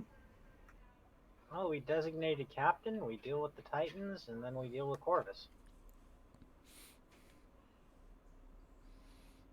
How do we plan on dealing with a bunch of Titans? Because we don't even know how many there are. We know of a turtle that destroyed my old home, and of a phoenix in a volcano. Well, we've got You guys have been talking for a while. Give me history checks. I mean, like, you've been talking to other people. You haven't just been sitting in complete bubbles. Okay. Oddly enough, I expected Michael to have a lot of knowledge. Okay, so overall, you know that there has definitely been an increase in activity from sea monsters. People have been talking about, the mother of all krakens has been attacking the occasional city. In fact, several cities have actively joined together to, basically make a bounty for anyone who can kill this kraken. And in fact, Prize, you just know that Several mages guilds have also offered bounties for components that can be harvested from the thing. Um, the and also after beating Donifar, you kind of know which ones are going to be like. There's a handful that won't even be a challenge for you. They're more the elemental titans, as in like on the same level as that storm titan that you beat. It would be a challenge. It would be a fight for you, but it's well within your capability of defeating things like that. Uh, Based on the rumors that Prize has heard and compiling all the differences, there's maybe 4 or 5, and only a couple of them are actively causing trouble for people. One of them being the giant kraken. That big turtle thing, it just swims around and it doesn't seem to care what's in its way. It's it's not hostile, but it it's too big to care. And that includes ships, islands, whatever. They all crush underneath it if it decides it's heading in that direction.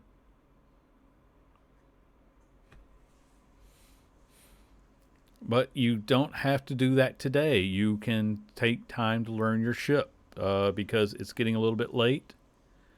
And you guys can do anything else you want in this session, or we can call it here. We should probably spend some time to figure out how the ship works and everything. Yeah, let's do that, and then let's start figuring out who's got what positions where.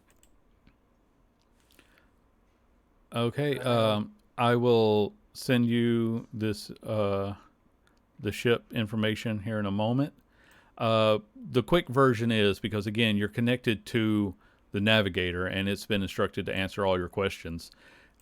Honestly, most of the ship is pretty autonomous at this point. If you are fighting, someone needs to man the weaponry. The weaponry is depleted and it requires brains to operate. If you want to go and look at it, you'll see that you can figure out how the controls on the cannon work. It's got a head-shaped hole someone can stick their head in, and it uses mental energy. You might be able to replace those out, but that would be a major overhaul to try to alternate what these things use. The tentacles themselves are a weapon, and just as soon as I remember where I put the ship, I'll send it over to you. Are you saying that Michael isn't going to stick his head in a hole to operate the ship? I don't think Michael has the mental power to be able to operate the cannon. Well, then stick your head in and find out. Oh, wait a minute. Sorry. Michael's- Trevor locked that room. Yep. Yeah, I'm trying to remember where I put the name. So, again, guys, just tell me what you're doing. This is the point where, you get to do things. Michael's just wandering around the ship, learning all of its stuff as much as he can. I do have Writing a up- question though. Yes. Like for the group. Okay.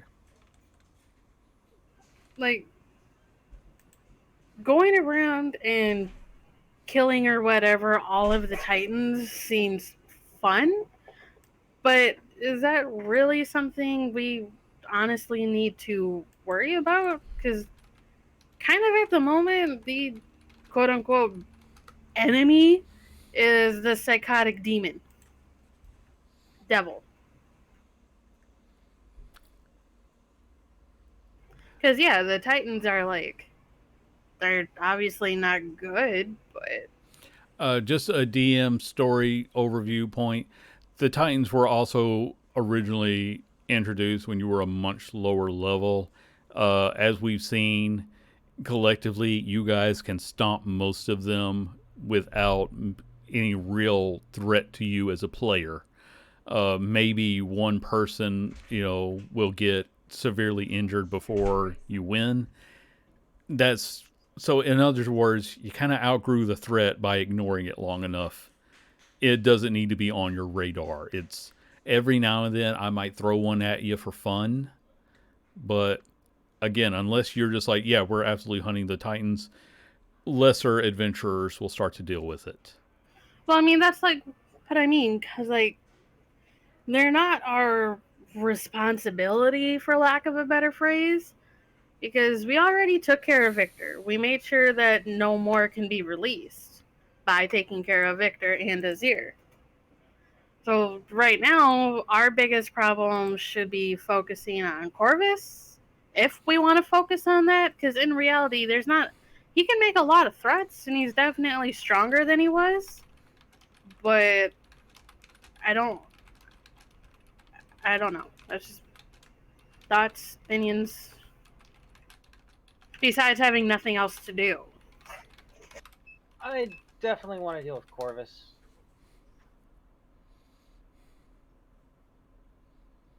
I definitely want to deal with Corvus. I mean, to a certain extent, we are responsible for the fact that the Titans did get released because we didn't stop. Um, we didn't stop. Dear God, I can't remember the guy's name now. Dear Lord. Victor. We didn't stop Victor in a timely fashion, and therefore these things got released. So, yeah, it's sort of our responsibility. It's sort of not, but it's still something that we can do. And just kind of like from me as a player, like we're kind of at the point in the video game where we completed the main quest and the side quests, and we're just kind of looking for miscellaneous bullshit to do. Oh, I will have a story find you, but I want to give you guys a chance to find your next path before I throw something at you. Because at this moment right now, we don't really have anything to do that's important to our existence or the existence of the world besides maybe Corvus. Would the ship be able to eat the Titans? Make an intelligence check, please.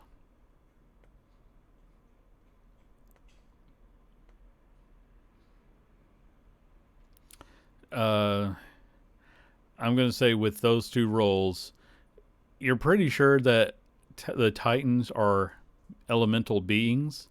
That means that they are probably not organic. And they're also as big as the ship. But that just means it's a buffet. You can always sick the ship on them and find out. Bugger will, ask, you guys to drop him back off on the mainland eventually. Because he has a lab to run and he only showed up to help you out. Unless, of course, you're going to let him take one of the cannons with him. Oh. He's got a giant egg of magic missiles that's essentially a thermonuclear H bomb. So I will tell Bugger that we can't remove one cannon without destroying all the other cannons. He'll nod sagely and start working on a schematic for how to blow out the whole section of cannons. Yeah, I honestly, as far as like ongoing story from this point, I really wanted to like open up the sandbox to you guys. There are things happening. There are rumors that I've been dropping in. There's apparently, over Emberfield is now covered in a giant dome. You've heard a few people say they were headed for the domed city because that was the safest place to go to. There's another, the kingdom that you basically, were going to get this ship, the one ruled by the three marquises. Just because the world doesn't have the moon crashing down on it right now, I mean, it's up to you guys. You can all retire and we'll start up new characters in a couple weeks. But, I'll even let you donate this ship to your next characters if that's what you guys choose to do. If you guys want to keep playing to level 20, there will be adventure. You now have a ship that can literally take you to other planes as long as you can control it well enough. So, like I said, I think we'll go ahead and cut it here because we're almost at 6 o'clock anyway, and I see the thoughtful look on Danny's face. I know that this is a conversation you guys need to have amongst yourselves. So we are going to go ahead and cut it here. Captain of the Endless Night, I really look forward to seeing where you go from here. Farewell, everyone.